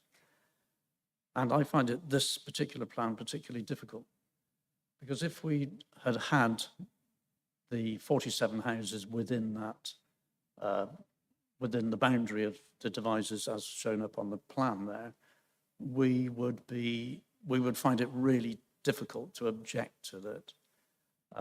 Even with the core policies that we actually intend to use for these types of planning. But what we have here is not just the 47 houses within the boundary, which the neighbourhood plan had accepted. What we're looking at is 59 houses in a swathe of land, which is in a particular historic area, I believe, looking at the site myself, and it is really sort of contrary to the neighbourhood plan, which is CP1. I would like to go on about the traffic issue, and it's strange that on our papers, in one of the pages, which I think is 9.8 or paragraph 9.8, which I must just get up, which suggests somewhere that the highways have to be sustainable, and core policy 60 and 61 suggests that it's there to reduce the actual movement of traffic. Well, this particular site, if you actually were to live there, and if this site were built out, I would suggest that the traffic movements would be quite impossible. And what I'm worried about is if it's going to be sustainable, you need it for cycling and pedestrian usage. And the only way out, really, you cannot widen the pavements right the way through Hillworth Road to make it dual use. I would suggest that core policy 60 and 61 here is one of the good reasons to object to this, but we have consultees within Wiltshire Council who are paid to actually look at this scheme, and if it were to be acceptable for 47 houses, I would suggest it isn't acceptable for 59. Core policy 51, which I would cite in objecting, is to protect the landscape. I mean, the impact of this is for all to see. I just believe that what we have here is a bad plan, and we are forced into considering what we have here only because of the tilted balance. And I believe that colleagues on this committee would all respond to objecting to this plan as long as we've got the core policies correctly. There's core policy CP1, the settlement strategy. core policy CP2, the delivery strategy, the core policy 51, protect the landscape impact. I would love to quote CP 60 and 61, but I'm suggesting that the officer would probably tell me that wouldn't be the case. But it is relative to what we feel in committee in several planning applications that we've dealt with, that the Highways Authority just aren't looking at the realistic efforts of these plans being put in the wrong place. I'll sort of stop there because other people may want to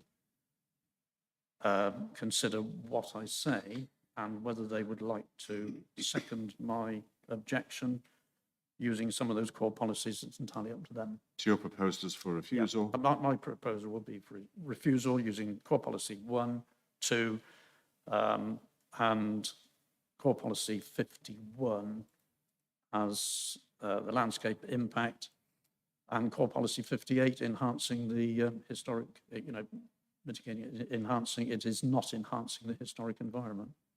So 51, 58, CP1 and CP2 at this stage. Thank you. So I'd ask for a second for that. Bridget,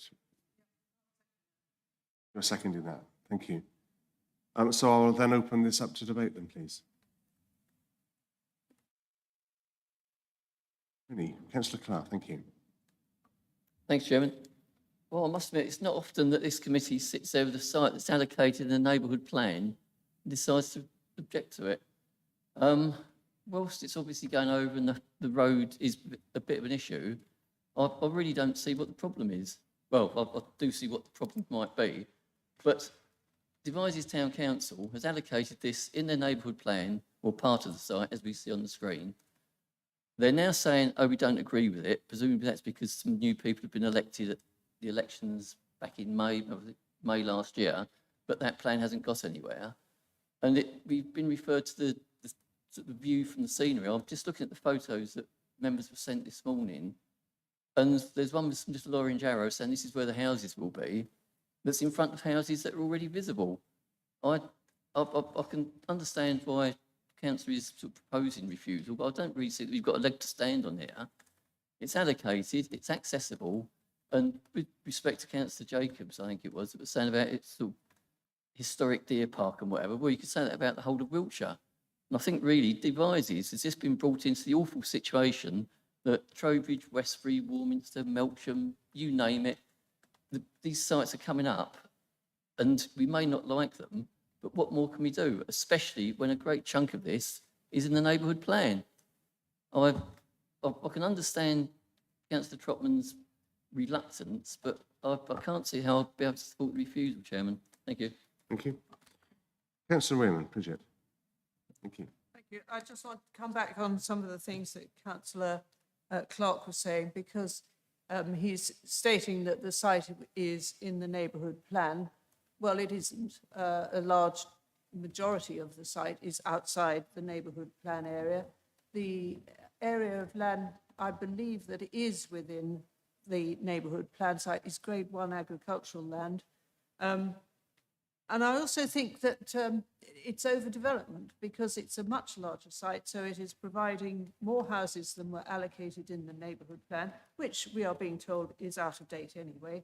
So, and Devizes has been providing more housing than has been required during the development plan period and has got much more in the pipeline. So I do think that, certainly on that tilted balance argument, that we may not have a 5-year land supply. We are a quarter of a year out, but we have been over-delivering, which is the other side of the argument for the tilted balance. Devizes has no railway station. All the other towns in Wiltshire, which Councillor Clark was talking about, have got very good connectivity, either through road or rail. Devizes is highly congested. It has no railway station. And any development, additional development, is just going to cause increased congestion, which we all know about in the centre of Devizes. It is a huge problem. And just to make a slightly facetious remark about Councillor Jacobs talking about the green sand escarpment, do have several in my area, but they are protected by virtue of being within the AONB, and they are extremely valuable areas of landscape to be appreciated. Thank you. Thank you. Councillor Truffle. Wrong one. Thank you. No, I just wanted to say it's interesting. It's a reversal of our usual position. There is a neighbourhood plan, all right, it's slightly out of date, but perhaps it should have been studied more carefully when it was being prepared. It does seem to have chosen a site which has many drawbacks to be allocated. At the same time, if the housing was all within the allocated site, we would, as I understand it, we'd have no defensible basis on which we could object. But because it does spread so much further, and it is, although it's only 12 more houses, it is a 25% increase on the number of houses within the plan. This is significantly different from what was agreed within the neighbourhood plan, is my feeling. Thank you. Adrian, Councillor Foster, please. Yes, I'm a little torn here because I take on board what the officers have said. You know, Simon's, Andrew pointed out at the beginning. And my concern is that if we reject this, the chances are that the planner will approve it, and we will have gone through an appeal and incurred the costs. My feeling personally is I take on board everything that Councillor Clark has said, and so would Tony as well. My personal feeling is that if the properties on the left-hand side, the extra 14 that are in the bottom there, hadn't been included in this, then we would be very torn and find it very difficult not to approve this. And so therefore I'm wondering if it should be declined at this stage and ask the officers and the developer to think about that and come back to us. Because I think if that amendment was made, I don't think any of us here would have any difficulty in approving the application. But in its present state, we are challenged. But on the other side of the coin, I take on board everything Andrew and the officer has said. And that puts us in a very difficult position. Yes, I mean, those points have been very well made. This is probably a classic example of why one should never predetermine an application, because you can come along feeling that the bulk of it's in the already allocated, and so there's very little reason to resist it. And then, of course, as the debate pursues, you start to become more aware of other factors that feed into it. And I was very glad that Sarah, Councillor Gibson, managed to tease out earlier that probably about 40% of the proposal is within the allocated site. At best, probably meaning 60% is outside of it. And of course, the highways issues have always been a real concern for me. As has been rightly pointed out, I'm surprised it was ever allocated in the first place. I have to say, even the bit that has been, because of the highways issues down there, which I do believe are material, and I do believe they're significant, irrespective of what highways might have said at the time.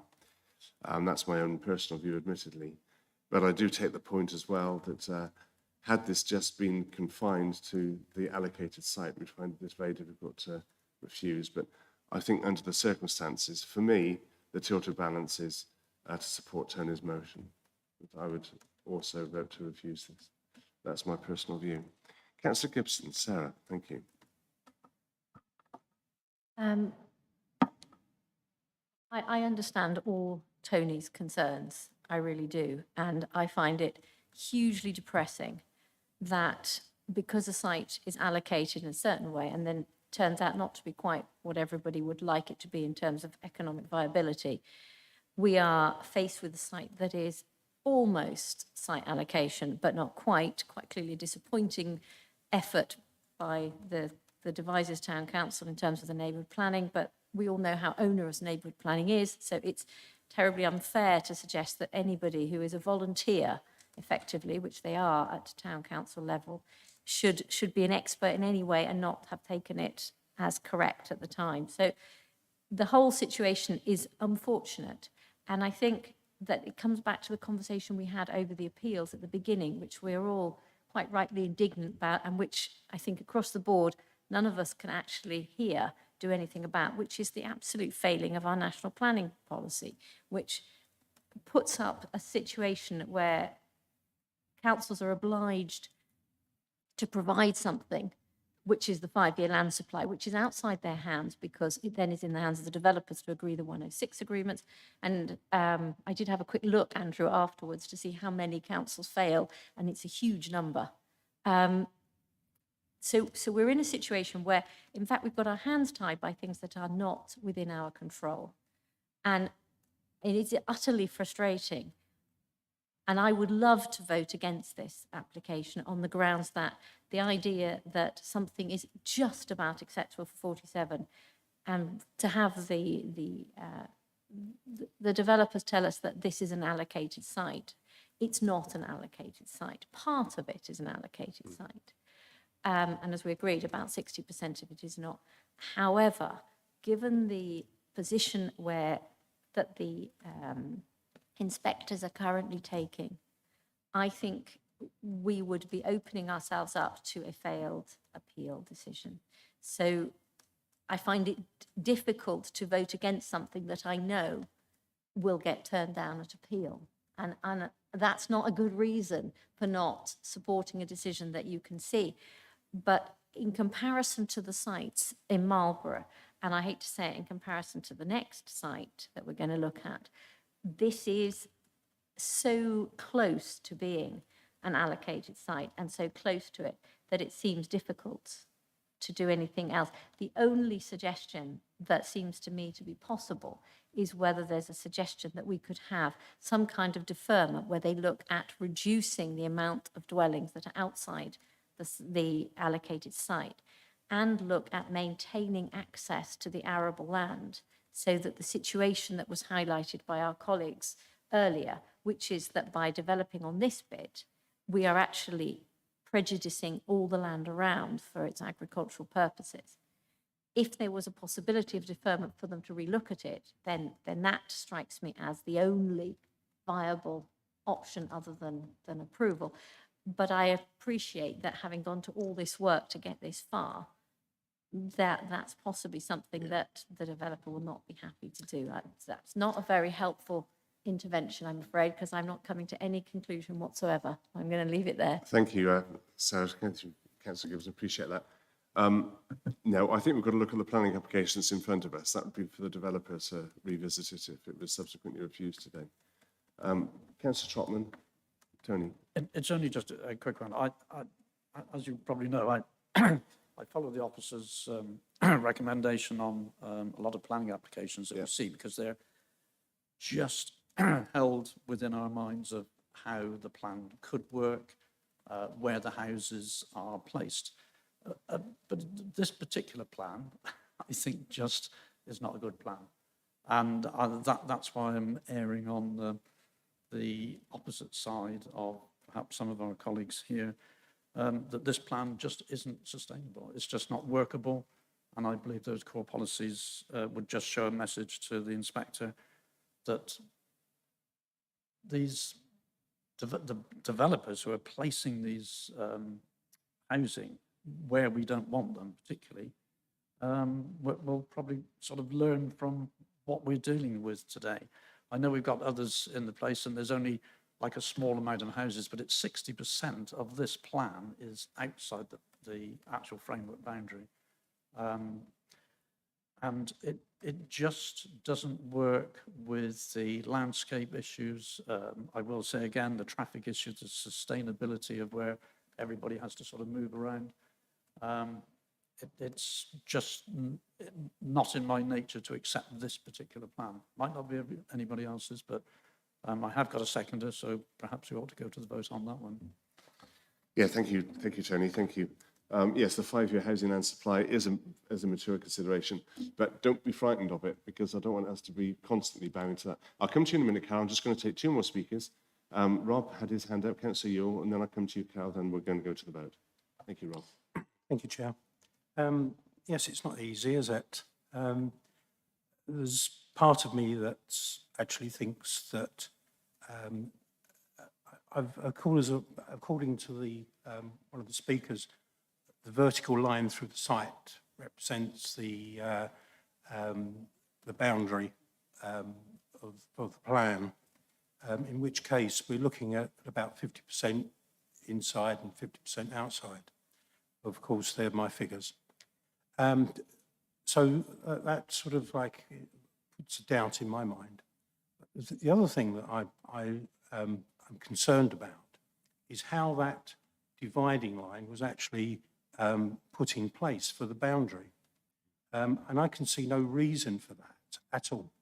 I've looked through parish wards and I can't see anywhere near that for a dividing line. So all I can assume at this point is that it was put in for a specific reason, whether or not somebody had an interest in drawing the line there. But I find it a bit strange why it is put in that place. But we can't really consider that. It's a line that we have to accept. From my point of view, I find it very difficult to actually reject this plan. I think that if it went to appeal, which I'm convinced it would if we were to refuse it, then the fact that half the site, and for no reason other than the fact that a line is being drawn effectively in the sand, the line could easily have been drawn further to the west. In that case, we would have been in a completely different place. If it was a natural boundary or a natural feature that was being followed, I can go some way to understand it, but at the moment, I just can't. On the issue of highways, we've had this a few times, haven't we, in planning applications where highways come up with a decision that means that they don't necessarily object to anything. My own division is suffering from that at the moment, but from that point of view, I don't see that as being too much of an issue. Yes, it's always going to be a problem at certain times of the day, but that's where we live, isn't it? Wherever we live, we have issues like that. Thank you. Thank you. Councillor King. Oh. Thank you. Whilst I understand tilted balance, I do feel this application is quite finely balanced. You know, good arguments on both sides. And I do commend the residents and councillors who emailed us all with their comments, because I thought they were quite considered and gave us quite a bit of food for discussion. You know, they weren't overly emotional like you often get, you know, when we're discussing things. But something I heard, you know, new in the meeting was from the farmer who said, you know, without this access, he wouldn't be able to farm the rest of the land because there wasn't good access. And, you know, we're talking about his employment and perhaps other people's as well. I don't know what the setup is. You know, and I just wondered why that particularly wasn't mentioned. You know, we heard about from the developer about this will bring employment, you know, maybe short-term employment during the building phase. And, you know, I suppose people there will shop in Devizes. But, you know, this is a farmer's employment as well, and that's quite important. And I just wondered why that particularly wasn't mentioned in the report as significant, in my opinion. Yeah, I just think we'll visit that one. No, you've had your say, thank you.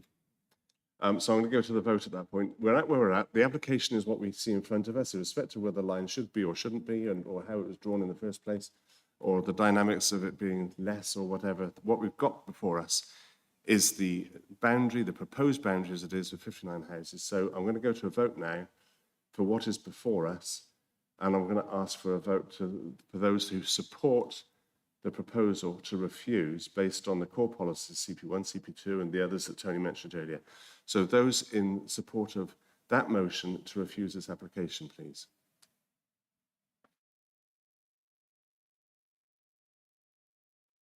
And against? 3. And abstentions? And 1 abstention. So it has been refused. So I'd like to thank you. We may not have heard the end of this, but I'd like to thank you all for attending. We do have another one now to consider. You're very welcome to stay for the second one if you like. There's no better place to be on a Thursday morning.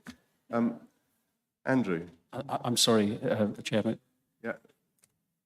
Can we just clarify the reason for refusal? I have written down CP1 and CP2, so that's contrary to the settlement and delivery strategies of the core strategy, and that's presumably because it's considered to be unsustainable development in those terms. Yeah.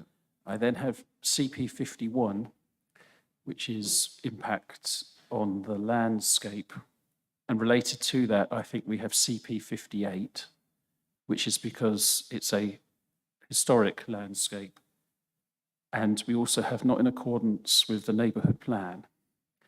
CP 60 and 61, I don't believe were part of this, but please They correct me. weren't. I'd like to just come back on that. I mean, I think we've got enough core policies there anyway. But interestingly, Highways has used CP 60 and 61 to endorse their view, and I think it actually weakens it. But what do you... We all find it difficult to go against our consultees, but in fact, reading some of these sort of graphics on core policy 61 about being a sustainable one, I'm sorry, I did lose out on that one a little bit. Conditions, sorry, Andrew, just for a second, highways. Yeah, the core strategy policy 60 and 61 objectives are to reduce the need to travel, particularly by private car, and support and encourage the sustainable, safe and efficient movement of people and goods within and through Wiltshire.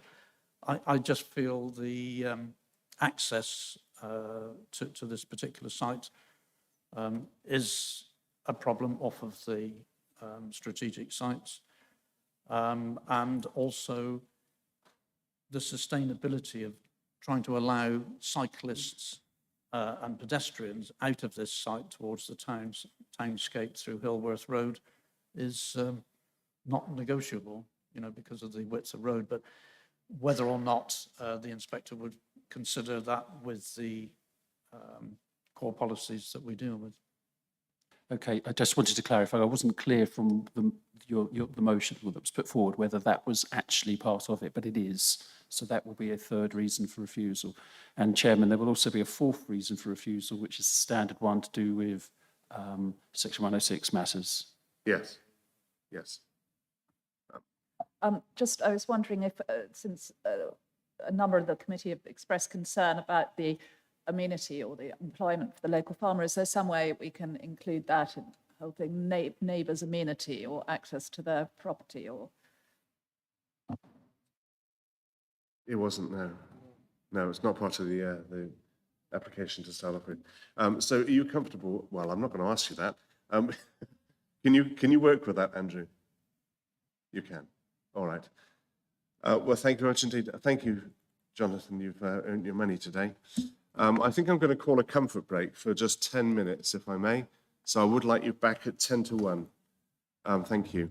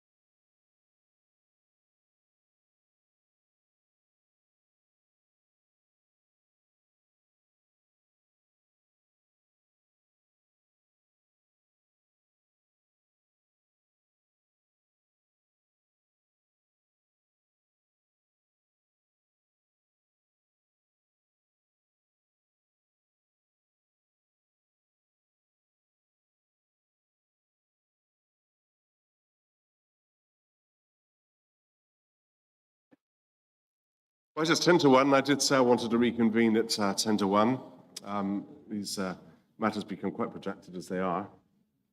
Just a couple of things, just before we begin, just to clarify, the last motion, the tone is, we haven't included 1661 because they were brought into play after the vote. So we think we've got enough there anyway, but just to clarify correctness, we've taken those out. That's the first thing. The second thing is the eagle-eyed amongst you will notice that we've lost one of our councillors. Councillor Adrian Foster's had to leave. He's got an important trip to make to London, and I think he's got one bus ticket and one train ticket in the hope that between them he'll get there. So I've accepted his apologies for the remainder of the meeting. So without further ado then, we're now going to get on to the next one. It's a little bit like Mastermind. I've asked Nick to take the chair, which he's now done. And we'll move on now with Land off Coat Road devices. Thank you, Nick. Thank you, Chair. Yes, agenda item 7B, that's page 57 of the reports pack. And it concerns a site to the east of Devizes, where it sits between the canal to the north and Coat Road to the south. It's an application for a residential development of up to 200 dwellings with a local retail/commercial centre of 1/3 of a hectare, with vehicular access from Windsor Drive, with the western end of Coat Road realigned to form a junction with the site access. The application is before the committee, both at the request of Councillor Nash and as it's a large-scale major development that departs from the policies of the development plan. Broadly speaking, to the south and east of the site lies farmland, with housing to the north and west within the settlement boundary. The site is outside limits of development for Devizes, and the development is thus contrary to the policies of the development plan, particularly the policies of the Devizes Area Neighbourhood Plan and the Wiltshire Core Strategy. All applications need to be determined in accordance with the development plan, unless material considerations indicate otherwise. There's three particular considerations in this case. Firstly, the housing land supply position. Secondly, national policy as set out in the NPPF. And thirdly, and perhaps a key consideration, is the previous application and appeal decision concerning the site as part of a larger site. That application was for 350 dwellings. As I say, it was on a larger site that included land to the south side of Coat Road. The application was subject to a high-level appeal process, 2 public inquiries, a High Court challenge, and ultimately a decision called in by the Secretary of State in 2016. The appeal process effectively settled the key issues in terms of the principle of development on the site, and those findings transferred directly to the current proposal. The decision of the Secretary of State held that the development then of 350 homes would be acceptable in terms of site access, road safety and traffic generation. It would not affect air quality in the air quality management area. The harm to the countryside from urbanisation outside the settlement attracted only moderate weight. The potential economic benefits could be given significant positive weight, and the boost to housing land supply, even then there was no shortfall, was a significant positive aspect. New open space, canal side improvements and the local centre would provide further social benefits, and overall the development would be sustainable development. Under the NPPF, there is a presumption in favour of sustainable development, but the appeal was dismissed against that presumption because the conflict with the development plan at that time was held to carry very substantial weight. That was particularly the case as the development would undermine what was then a very recently made neighbourhood plan, and the core strategy was also less than 2 years old. Furthermore, there was a 5-year housing land supply in the housing market area. With the current housing land supply shortfall, the framework provides that the development plan policies, which are most important for determining the application, are out of date. The presumption in favour of sustainable development, as set out in the framework, means that planning permission should be granted unless the adverse impacts both significantly and demonstrably outweigh the benefits. So essentially, it's a planning balance of benefits against impacts, but with the balance tilted in favour of approval. In the 2016 decision, the only adverse impact identified was the localised impact in terms of the erosion and loss of countryside. The erosion of the loss of countryside then was 20 hectares rather than the 8.5 hectares now being considered, but the Secretary of State did not consider the loss of 20 hectares to be a significant adverse impact and afforded it only moderate weight. On the other side of the balance, the benefits in terms of economic activity and the boost to housing supply were both identified as having significant weight. Considering the current application, the 2016 decision has very much prepared the ground and gives a clear steer in respect of the balance of the development impacts versus benefits. The application is made in outline.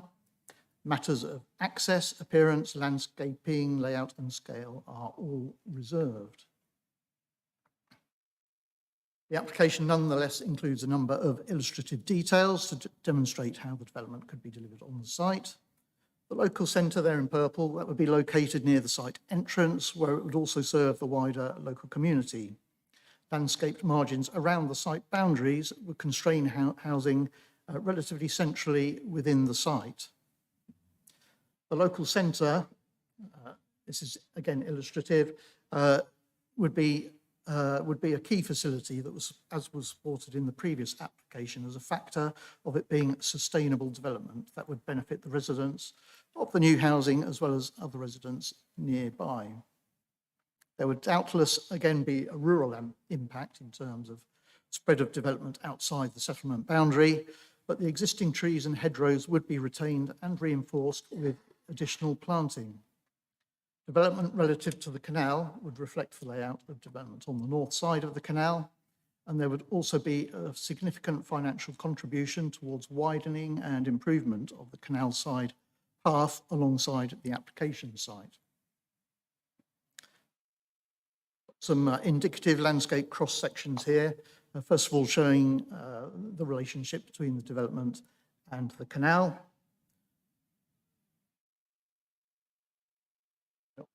Eastern boundary, and finally on the southern boundary, this is alongside Coat Road on the right-hand side of that slide.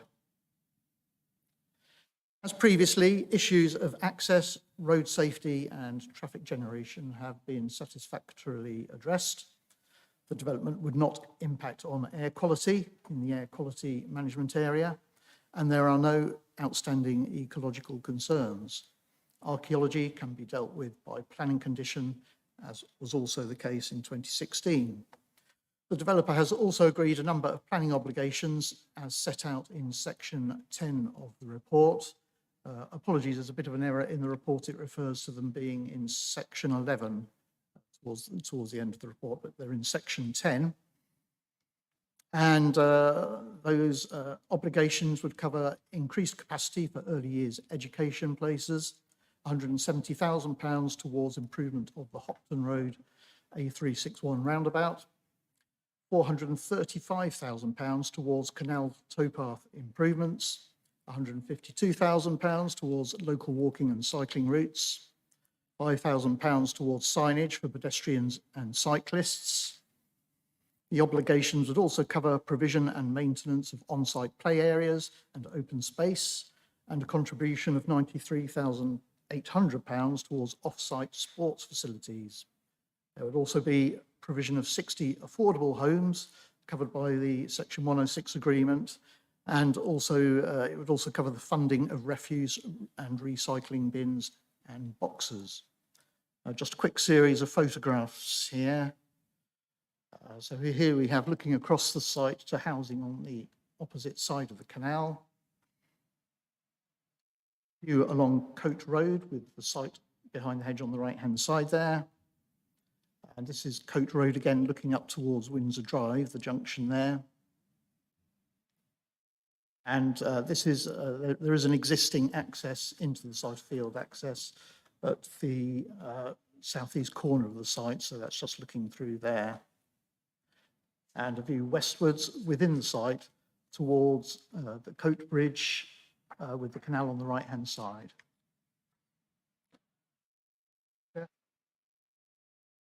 Thank you for that, Nick. Members, any questions, please? Thank you. Councillor Thorpe.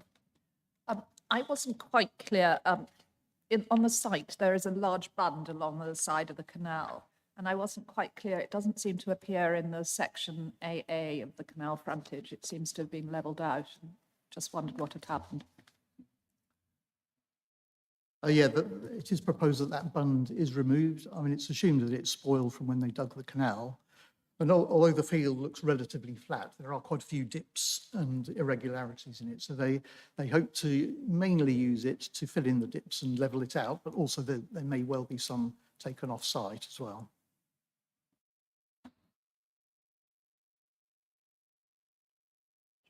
Councillor King, Carol. Thank you. Thank you. Page 72 mentions the environmental impact assessment concluded that one wasn't required for the site. Could you remind me, you know, the rules around this? What I assume it would always be part of it. Well, yeah, the applicants applied for what we call a screening opinion to determine whether or not an environmental impact assessment was required. A similar application was made back in 2013 for the previous application, which, as I say, has been through all the appeal process, and it was held that for the 350 dwellings, it was not required, and a similar conclusion was drawn in this case. I mean, environmental impact assessments they don't look at local impacts. Impacts have to be more than local. So on that basis, it was again concluded that it wasn't required. Mr. Trotman. Tony. Yeah, thank you. On page 66 of our things, you have a visual of what looks like a three-storey property on a higher escarpment with a sloping down to the canal. I don't know whether you could just put that up on the screen. Could you put that up on the screen? It was, well, it's just, are we expecting, you know, the sort of properties or dwellings to be that, the nature of that right the way through along the canal side? Because it doesn't actually show whether that is the case. This is just an indicative cross-section between development and canal. I'm just surprised that because there is a higher level from leading across from the north, that the house styles would probably be a condition to be two-storey only. It is just indicative at this stage. And if I just quickly pop onto the next slide, most of the housing is proposed as two-storey, but along the canal frontage. And this was a position supported by the urban design officer. It's to give it a bit more of a positive frontage to the canal, as it were, although at the same time separated from it. So that is a particular intention, really, is to have 2.5-storey alongside the canal there. Yes, Sir Wayman, Richard. Thank you. Yes, I had some concerns about that. I mean, I'm not sure I agree that it would improve the sighting of the canal when at the moment it's a lovely open space, open countryside going alongside the canal with a walk that has been prepared or routed through the AOM, from there into the AOMB, and it's the sort of White Horse circular route, I think, that the Ramblers have done in conjunction with the AOMB. But my other question was about the proposed local centre, because I think it states on page 70 that in the 2016 decision, which was for a much larger site, there were no objections to the similarly sized local centre. So are you happy that there has been no reduction in the size of the local centre, yet it's supposed to be supporting a lower number of houses to be constructed? Or is this just a precursor for a subsequent application for more houses that will support that largest local centre?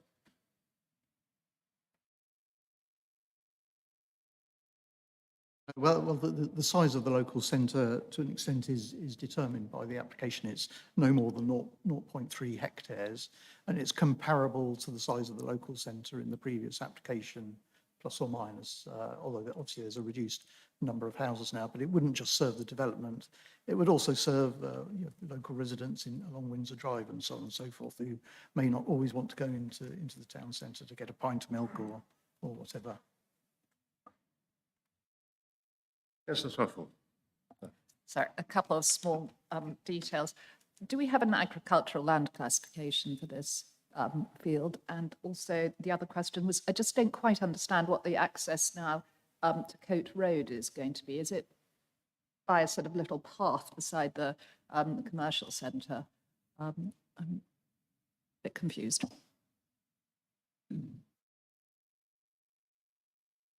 Agricultural land classification, the difficulty is that the mapping available is very, very wide scale. So it doesn't go down to field level, but this is broadly classified as grade 3. But obviously grade 3 is subdivided into 3A and 3B. We don't know where it lies within that split. But I think it mentions in the report in the previous application, it was not considered an issue, and it's only 8.5 hectares. And it's normally only over 20 hectares where concerns are raised. Regarding the access on it, shown on this slide clearly, but access is a reserved matter, so the details of that have yet to come forward. So that.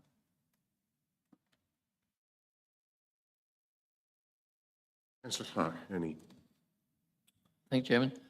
Just a question. We're told in the report that the emerging neighbourhood plan has provisionally identified better options. Could the officer, or does the officer know how far advanced the new Devizes neighbourhood plan is, and what weight, if any, we should accord to it, please? My understanding is that it's at a fairly early stage at the moment. They've changed the plan area to take in Roud, and the first consultation is scheduled for late spring next year.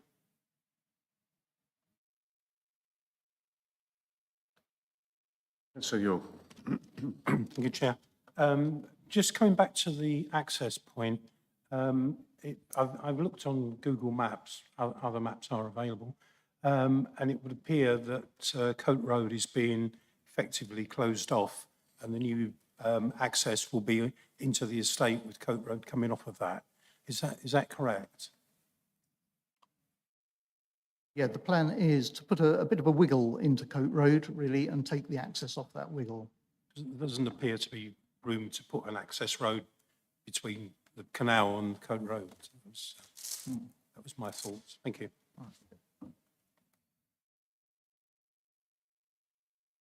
Yes, sorry, I had a questions about the access.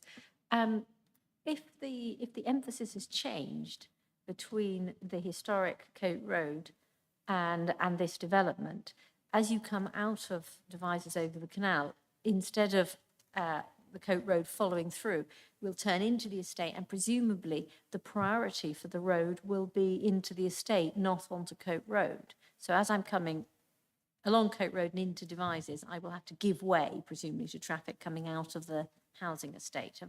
Is that the way it would look like it, because it becomes a T-junction?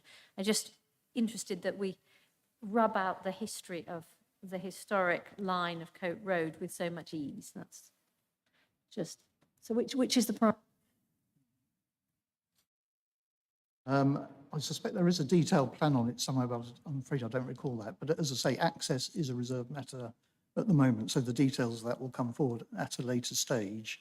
So, but I mean, Coat Road will continue to obviously to exist as a road, and the estate sort of access will be taken off that.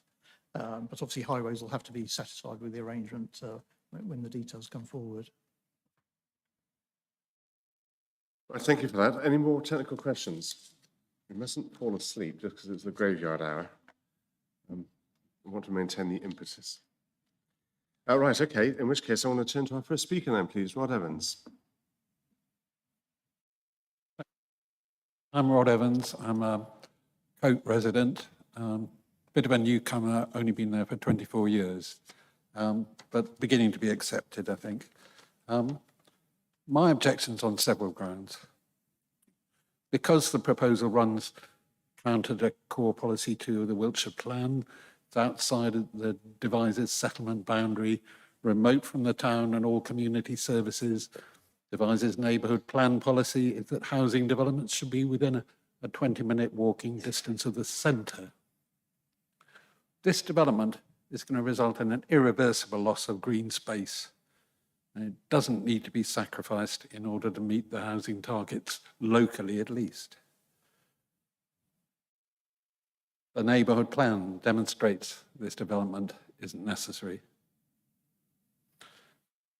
200 houses are going to typically add more than 300 cars to the area. Journeys to employment, schools and local facilities are going to add to the existing traffic on Windsor Drive. The inclusion of several retail and hospitality establishments at the centre will add still further traffic. Already at peak times, access from Cote Road to Windsor Drive, close to the traffic light junction, is difficult. This proposal can only exacerbate this, and this in turn will tempt drivers to use the route along Cote Road and in both directions through Cote as a rat run. And that means actually going through the tiny, narrow bit of Puddles Lane before you reach the crossroads at the centre of Cote. The developers refer often to the fact that Cote Road forms part of a national cycle route 4, London to Fishguard. Ironically, their proposal will add considerably to motor traffic on this cycle road. So I think this is quite adverse highway impact. I often puzzle about the recommendations of Highways Department. I think it's a good idea that you have the Highways officer here because they seem to live in a different world to the rest of us. If you see the traffic generated through Cote, people have learned to use Cote as a rat run over the last 5 years, particularly when the traffic lights were being built, and that will carry on and be much exacerbated by this site. Right. With regard to the issue about how you judge the housing balance and the effect on that, the tilted balance, your shortfall is 3.5 months in a 5-year plan. Surely the tilt should not be very steep. It should be minute. Perhaps you can't influence that, but that's certainly my judgment. Let's remember with this proposal that we've been here before, about 6 years ago. I don't need to labour the details. It's in your information pack in the agenda, and the planning officer detailed that. That proposal 6 years or so ago was overturned about the time that the Devizes Area Development Plan was coming to consultation and was approved.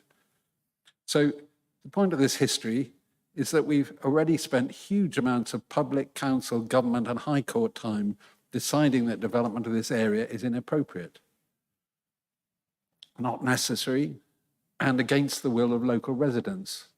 The proposal finally rejected in 2016 was for more houses, 350, but those houses were to be built on an area of 20 hectares compared to the Robert Hitchings proposal for 200 houses in 8.5 hectares.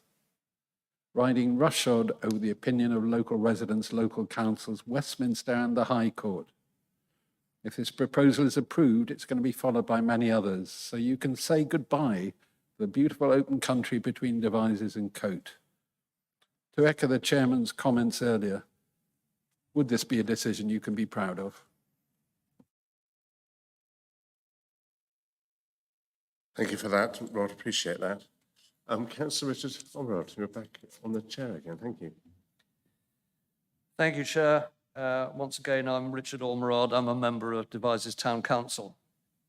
I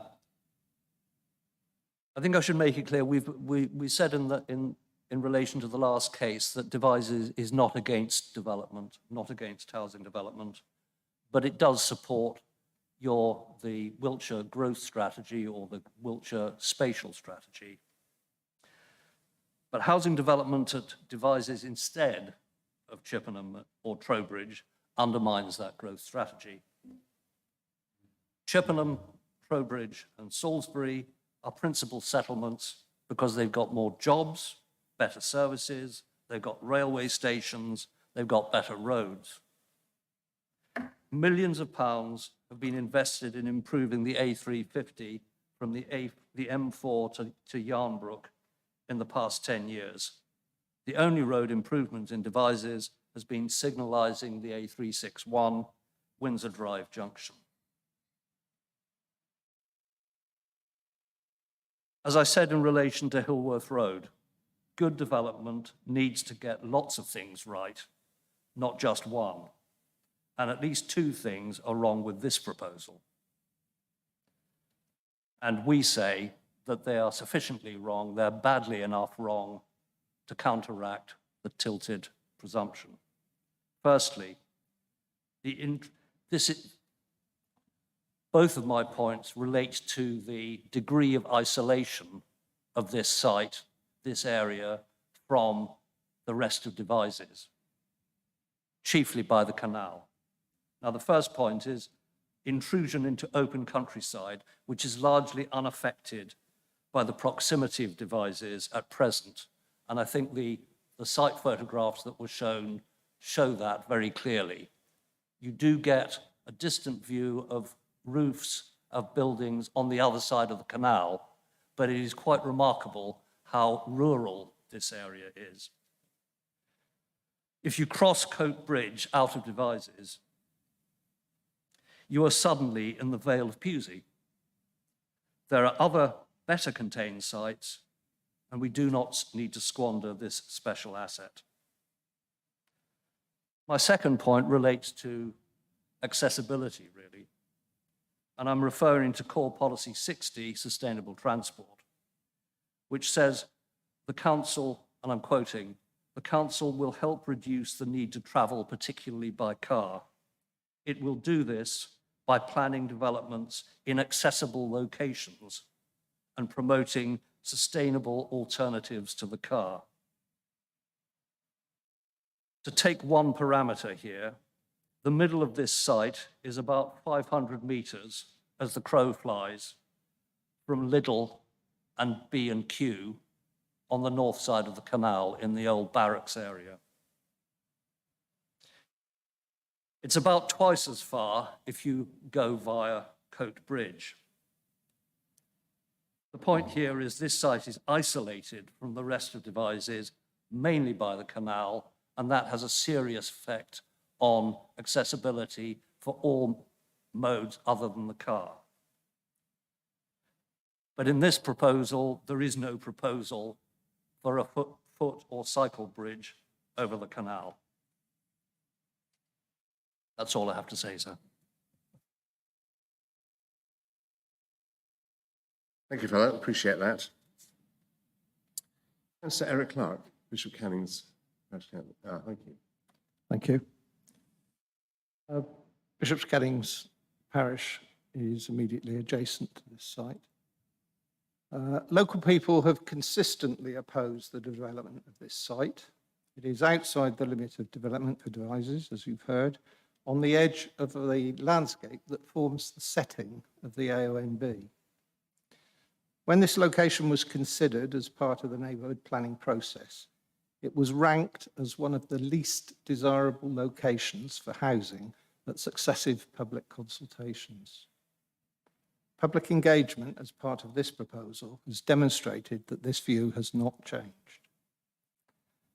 The setting of the AONB doesn't have a defined geographical area, but from the edge of the Devizes settlement boundary, the border of the AONB is a mere 1.4 kilometres east.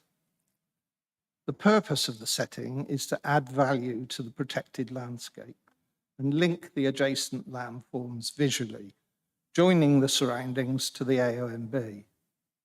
From the Devizes settlement boundary in this location, the landscape currently flows seamlessly into the Vale of Pewsey.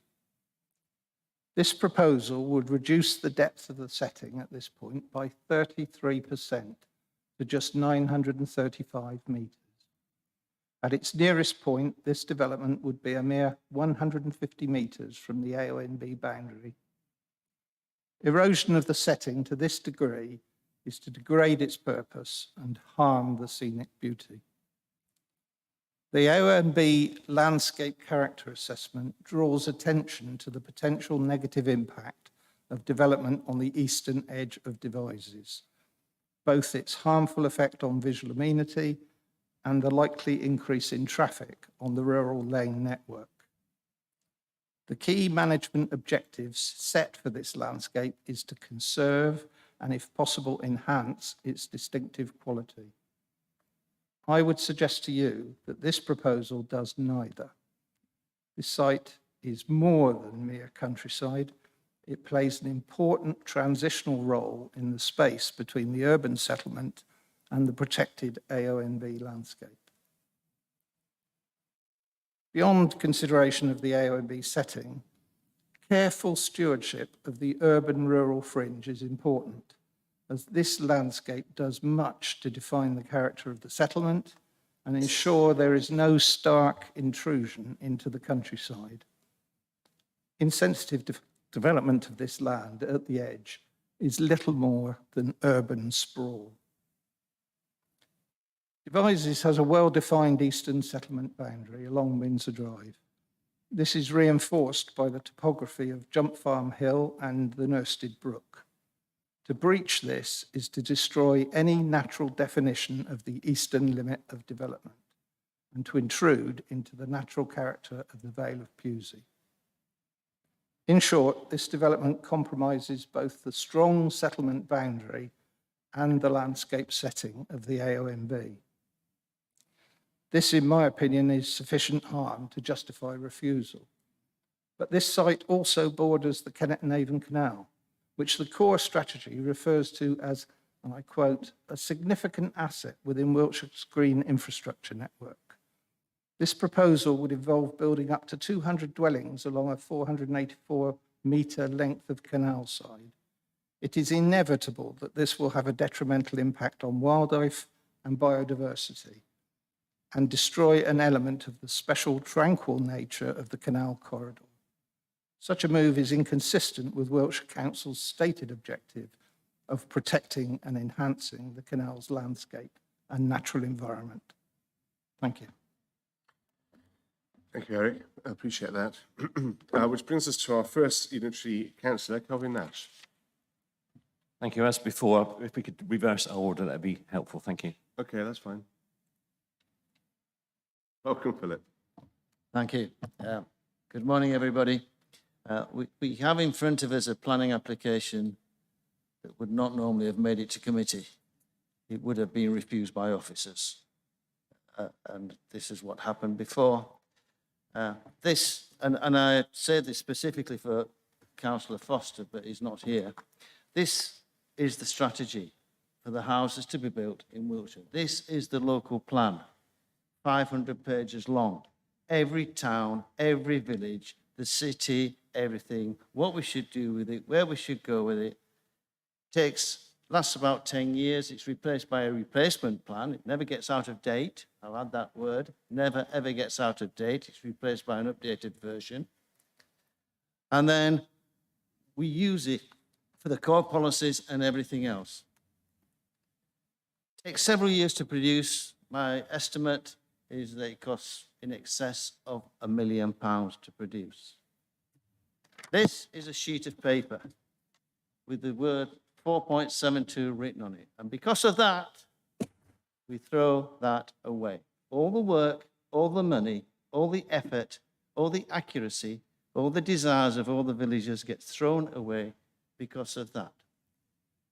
And as Andrew said earlier on, this is a meaningless number, and we don't even control it. Andrew quoted Ashley Park.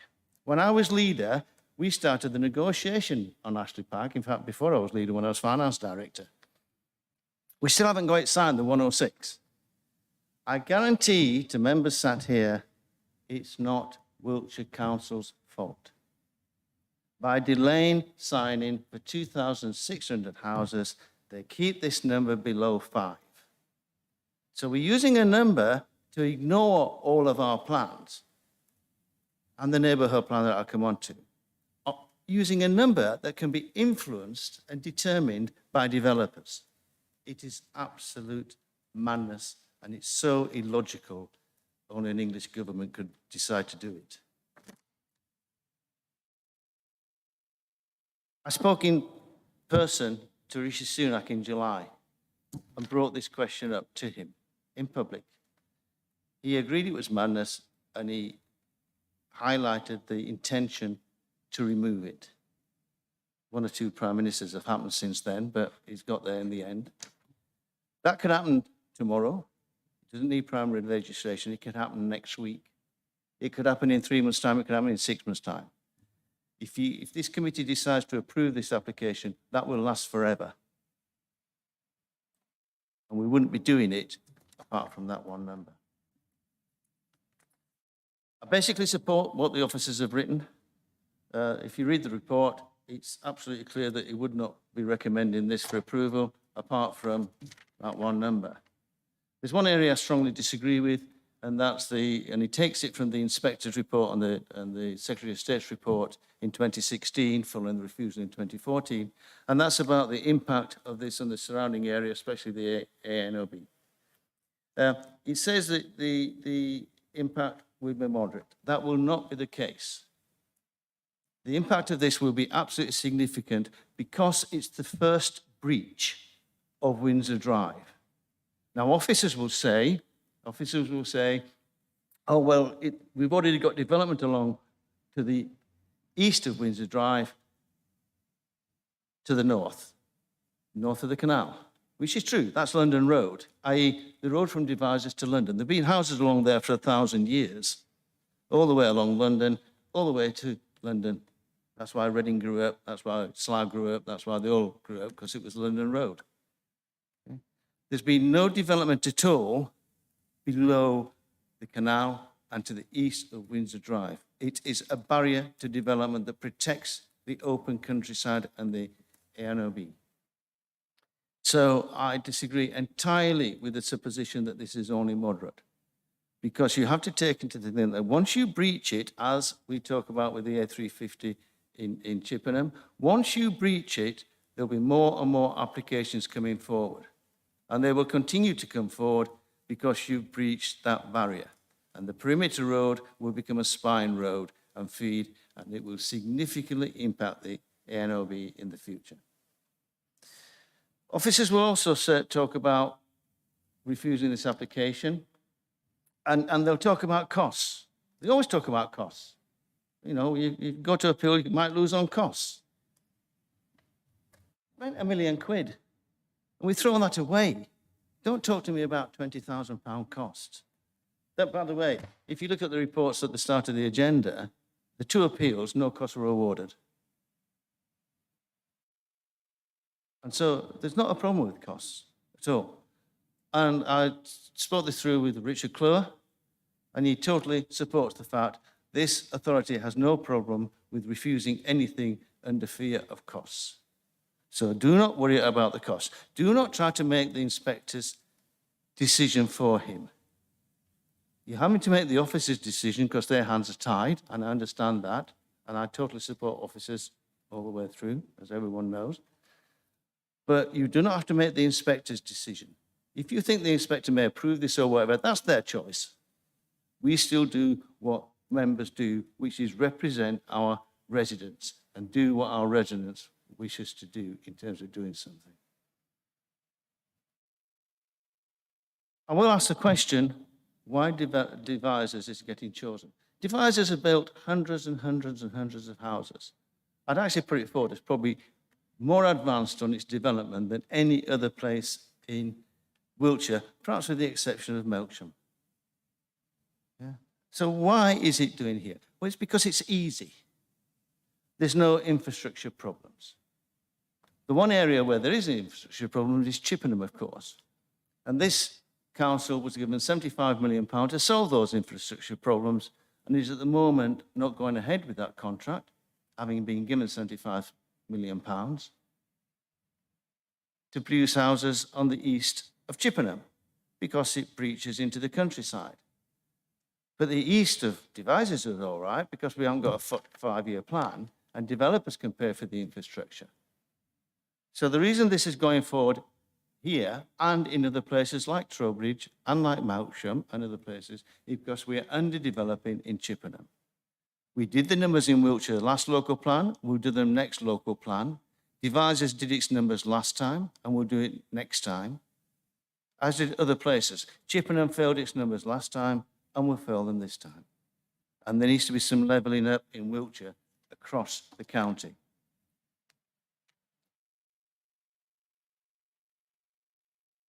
Finally, I want to mention the neighbourhood plan. This is something, I was very anti-neighbourhood plans when they were first mooted, many, many years ago, because I thought that people would spend a huge amount of time and effort trying to put them together, and I thought they would be ignored. Actually, I was wrong. I accept that. The neighbourhood plans I've seen, my village has got one, Bishop's Canning's worked with Devizes to produce the last one, have been brilliant. And the power of the residents to decide what they want to do is all powerful. Let me just say one thing. They don't get out of date. Things don't move that rapidly on the ground. They don't get out of date. They particularly don't get out of date because we're saying that the neighbourhood plan for Devizes is out of date because that's not 5. If that said 5, the neighbourhood plan for Devizes wouldn't be out of date. Well, how can that be? That's entirely illogical. The neighbourhood plan is not out of date. Our local plan is not out of date. They don't go out of date. It's a concept that is false. They never go out of date. Devizes are currently replacing the neighbourhood plan with a new neighbourhood plan, which will take over from it. It will never go out of date. So let the local plan, our local plan, Wiltshire Council's local plan be our guide. Let the neighbourhood plan for Devizes be our guide. Let the residents of Devizes, every single councillor in Devizes and every town councillor in Devizes opposes this. Every single one. Every resident you talk to, everyone, I've not one resident who supports this. So let the Devizes people be our guide in making the decision today to refuse this. Thank you.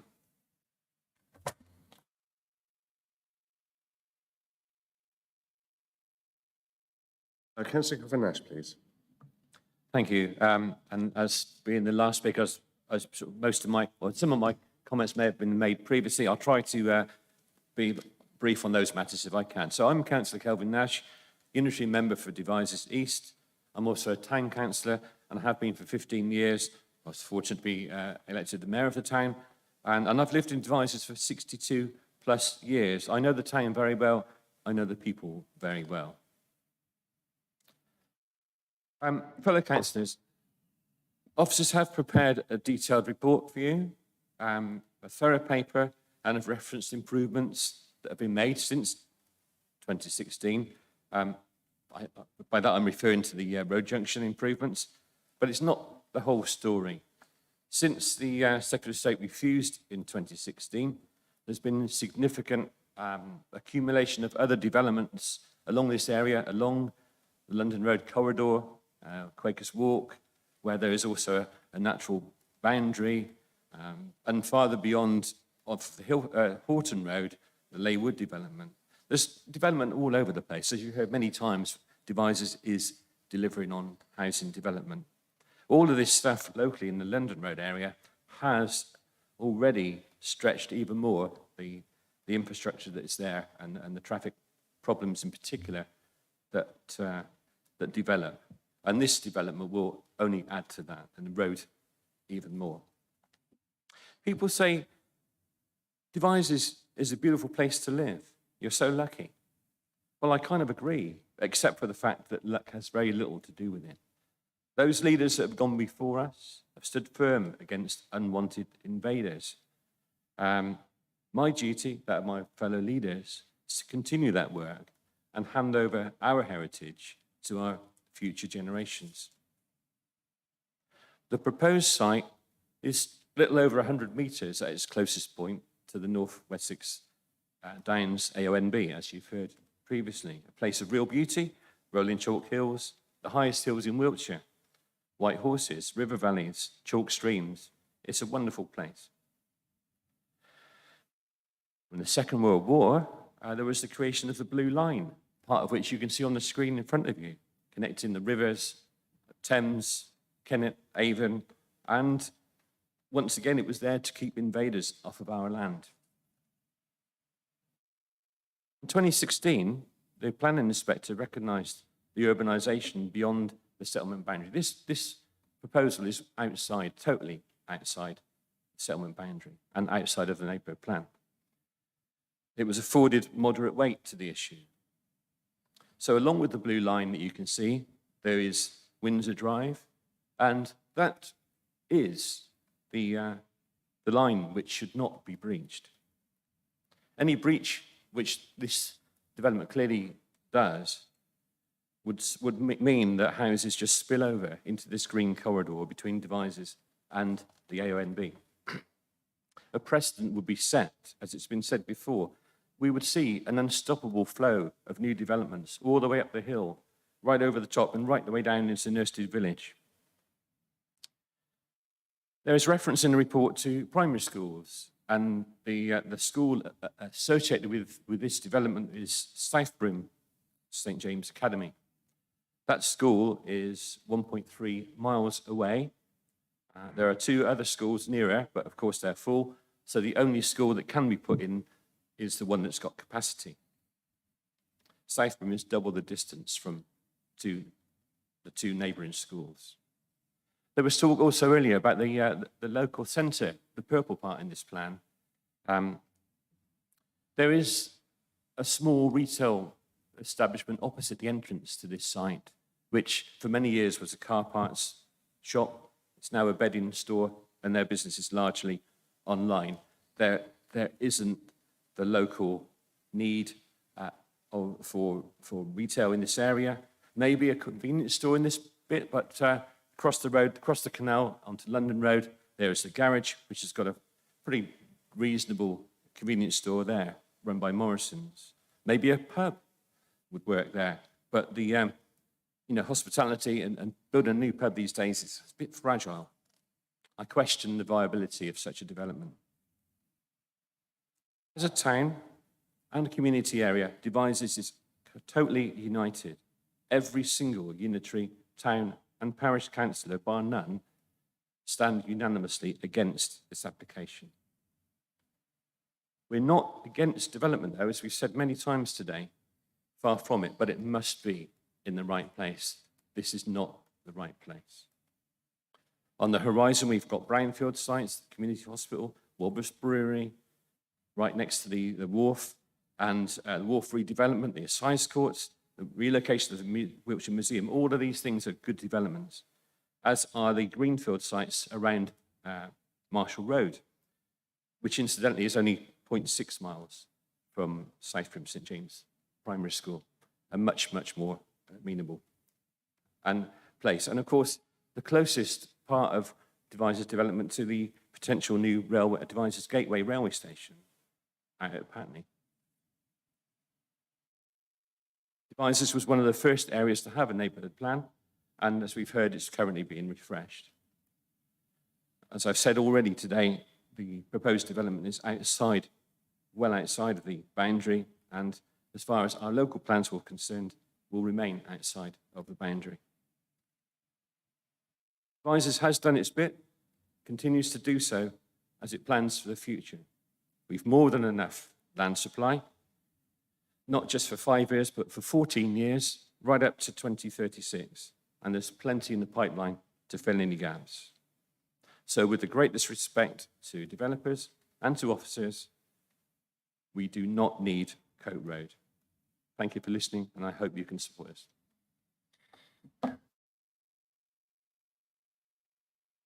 Thank you for that, Kelvin. Appreciate that. And I'm just going to ask Nick if there's, I'm sure there's some points you want to pick up from what's been said. Please do. Thank you. Thank you. Yeah, just a couple of comments, actually. The issue of traffic was raised. Obviously, it's dealt with in the report. With the previous application, again, it went before the strategic committee and it was refused initially by the committee. It was not refused on traffic grounds. That was for obviously 350 dwellings then, rather than 200. And that was examined all through the appeal process. And again, you know, the objections from other people in terms of highway reasons were not upheld. Again, looking at isolation, it was mentioned by Mr. Ormerod that the site's isolated. Where are we? Yes, I mean, this is dealt with on page 68 of the report in terms of accessibility to local services and what have you. So the neighbourhood plan requires development to be within 1,600 metres of the town centre, so as to encourage walking and cycling. The edge of the site is bang on that 1,600 metre limit. So, but that was an issue also considered previously in 2016, when it was held that the site is in a suitable location from which to access the existing facilities and employment with devisers on foot. The issue of the setting of the AONB has also been mentioned. Again, when it was refused previously by the committee, that was not a reason for refusal, nor was general landscape reasons a reason for refusal. Obviously, again, then that was 350 homes, and it extended on the south side of the road, that application site, where the ground rises quite significantly. And ultimately, in the appeal process, it was held that there was no negative impact on the AONB or its setting, even though the development then immediately abutted the AONB. Note what's been said about the neighbourhood plan never becoming out of date. But under national policy, it's quite clear that where there is not a 5-year housing land supply, that it should be considered out of date. That's just a matter of fact. Okay, thanks. Thank you. In which case, Tony, don't look at me like that. I want to open this to debate now, and I'm going to invite a proposal. I'm going to propose that we refuse this. And I'm going to have to work out work up the policies as the debate continues. Maybe start with 1 and 2. But I'd like to thank Philip for his very typically impassioned remarks. And he's absolutely right. In fact, I was advised similarly when I took over the chair of this not to be swayed or have my decision skewed by the potential threat of costs, because that does not make for good democracy. It's not what the committee is here for. And of course, members will know that I spoke very passionately against the range at Chippenham and said we must not breach the A350. Once we've done that, we've gone straight across the fields to Keen to St Michael. There's nothing to stop us. We have, whether we like it or not, set a precedent. And I do absolutely take the view that same sort of argument applies here. Well, it's not been agreed. It's not within a development plan. It's not an allocated plan. It doesn't actually meet with the wishes of any of the community. And I see there being no benefit here, particularly as devices demonstrably, and of course I remember Marshall Road, we have had issues with that one, but I think they've been largely overcome now. Devices have gone beyond their remit, I think, in terms of their own house delivery. And I'm very anxious that we should support them, because it's not as if they have said, we're not going to do anything here. They absolutely have, and demonstrably so. So I'm very anxious that we should support the local members, support the community, more importantly. So I want to propose that we refuse this, and perhaps we can just tease out the reasons for that in debate. Bridget, Tony. But thank you. All right, thank you, Bridget. I'll come back to you in a minute. Tony. Sorry to force you into a position of putting a recommendation It is likely that this particular one is going to be a difficult one, but we're back to the CP1, CP2, you know, the settlement strategy, the delivery strategy. I do apologise. It's all to do with CP1, CP2 once again, and the delivery strategy. And obviously, against the sort of neighbourhood plan and the being outside the boundary.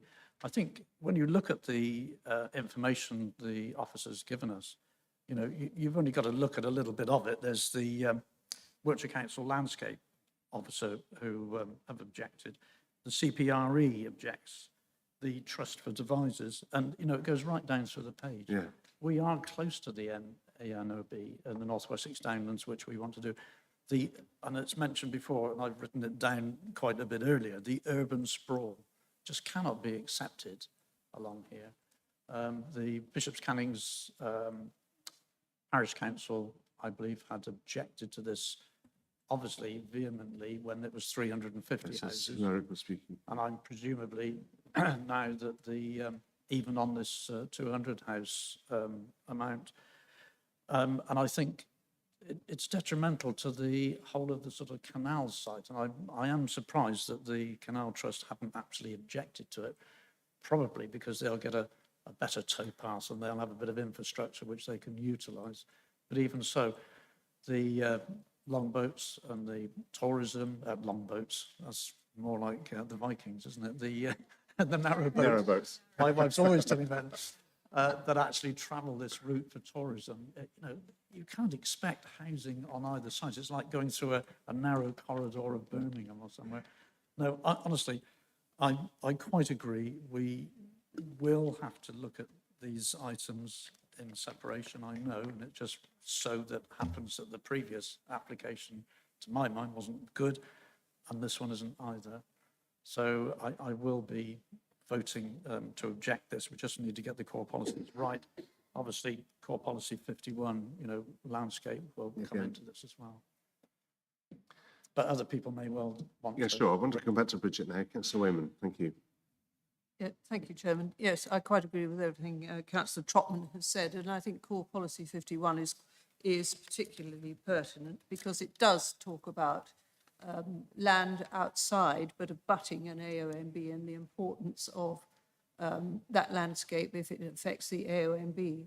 The AONB is also a dark sky area, and you know, that is another consideration that needs to be taken into account, as does the canal.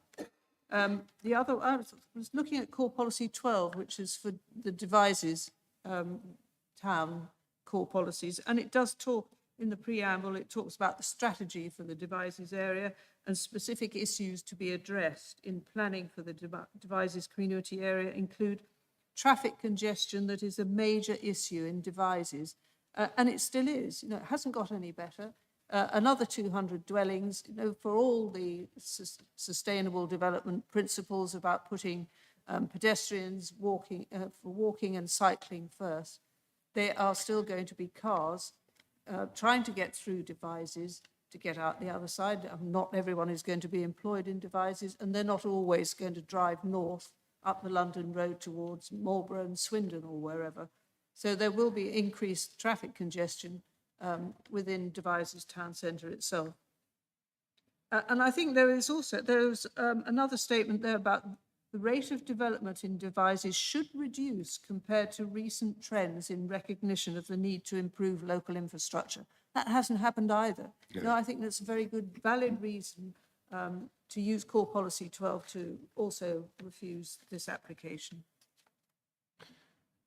Yeah, thank you for that. Anybody else want to speak? Yeah, Tony, do you want to come back? Sorry, I think I didn't actually bring it up with the other one, but we've usually used core policy 57, you know, ensuring high quality design and place shaping. This particular plan that we see, I know it's only an outline, but it gives us an indication that there will be sort of this retail element, which is not required, I don't think, for this number of houses, but also the 2.5 or 3, what we recognise as 3-storey element along the side of the canal, which in my view, core policy 57, you know, is not good place shaping and, you know, design of this particular plan. Yeah, I agree with councillor I Trotman on think that. we other plans, you can see where the shapes and the sizes and the vehicles are moving around and the car parking is acceptable. But this, as we see it now, and outline plans have to give the detail, which they've done. And I know Reserve Matters may well consider that and reduce it if it was asked for. But in fact, in this case, what we see, I think Core Policy 57 could be used. The planning officer, or Andrew, may have to give us a view on that one. Sarah, you've got them in Bradford-on-Avon, of course. What have we got in Bradford? You've got 2.5, 3-storey properties, Yes, haven't you? we're overlooking the skyline, Yeah. but there is a huge line of trees in front of them, so they are quite discreet. I was going to ask you about In that. that, yes, I mean, that's one of the two developments that we have. That is the better one, where the place shaping is very well thought out. And yes, they've got taller buildings that overlook the landscape, but with lots of tree cover in front of them that was part of the original application. So it's a different situation. I was going to concur with what Councillor Trotman said about Core Policy 57, which I think in this case is very relevant. This is an indicative master plan that we would be horrified, I think, if it actually came through. It doesn't show good placemaking in any shape or size there. It's that sort of scattering of ticky-tacky boxes that we shouldn't be seeing. The idea that some kind of commercial activity is going to thrive and prosper on that corner with that access and that shaping, it is clearly not viable, which is either going to lead to the open site being left or a later application for it to be further housing. I'm also extremely concerned about the rerouting of the road into the housing estate in order to come back onto the main road. That seems to me to give priority to a domestic area over what is an historic road line. But more importantly to me is that usually when we're improving outline applications, the access is the one bit which we're not being left for reserved matters. It's everything but access. And in this case, I'm not entirely sure what we're being asked to approve, because the access is being left for the approved matters, the scale of the development, the layout of the development, the external appearance of the development, and the landscaping of the development. So I'm only really being asked, or we're only being really asked, to approve the number and the red line around the outside, which is very, very vague. And I don't think that does comply with Core Policy 57 in terms of good design and placement, because we're just not, we're leaving too much open. So I would support Councillor Trotman's move to turn this down, apart from the very real point that I am as angry as my colleagues behind on the fact that the number 4.7 should be considered to be the reason why suddenly all our hard work and all our efforts get thrown out in every single direction. And I hope that on the grounds that the party allegiance to the central government at the moment is with you, that you'll work really hard on Rishi Sunak to get that element removed, because it really does need to go. Thank you. It's 4.72. What did I say? 4.2? 72. Well, I'm going to go to a vote if there's no more comments to be made. I'm just going to invite Nico, if I may, though, just to come back on the reserved matters issues that Sarah's just raised. Have you got any remarks, observations to make on that one? Not really, no. I mean, effectively, what we are looking at is the principle of development, not the detail. Obviously, they've indicated some details, like criticism has been made of 2.5-storey houses. That wouldn't necessarily be what comes forward at reserve matters. So that's the kind of thing you can't really base a decision on. I think the applicant has been somewhat woolly in what we've got, but anyway. Yes, Councillor Throckmorton. I just wanted to compare the layout. I know it's only indicative, but to the site, the plans we were looking at previously, which did at least have an awful lot of green space. This one appears to have very little. There's a sort of bit in the corner, but it's an attenuation area. The place shaping does seem to be an issue, but perhaps that's just because this is indicative and they're just trying to pack in the ticky-tacky boxes, as you put it so nicely. Yes, my point. So I am going to go to the vote now. You're clear what the proposal is in front of you. Let's just be certain of the core policies we have then. We've got CP1, CP2. Bridget mentioned CP12. I think that's worth looking at. We've got CP 51 and 57. So before we go to a vote, are we clear we've got those 5 core policies? I have those policies listed. There's also the neighbourhood plan was mentioned, so yes, that will need to be referenced as well. And there will be the further separate reason for refusal to do with Section 106 matters, as is normal. Yeah. So you're comfortable with what it is that we're proposing? I didn't mean comfortable. You would know what you're. Yeah. The policy H1, which is the neighbourhood plan. So The neighbourhood plan, yeah, that's correct. H1, yeah. Yeah. This is going to give our officers, diminishing number of officers, which I'm going to be writing to Nick about, a lot more work. I'm aware of that. So I'm going to go to the vote then on that note. All in favour of the recommendation to refuse this application, please. And that is unanimous. Yeah. Well, thank you very much indeed for sticking with us, for sticking with me. There's no urgent business and no part 2 business. So weather permitting, I wish you all safe journeys home and thank you for your attendance. Thank you.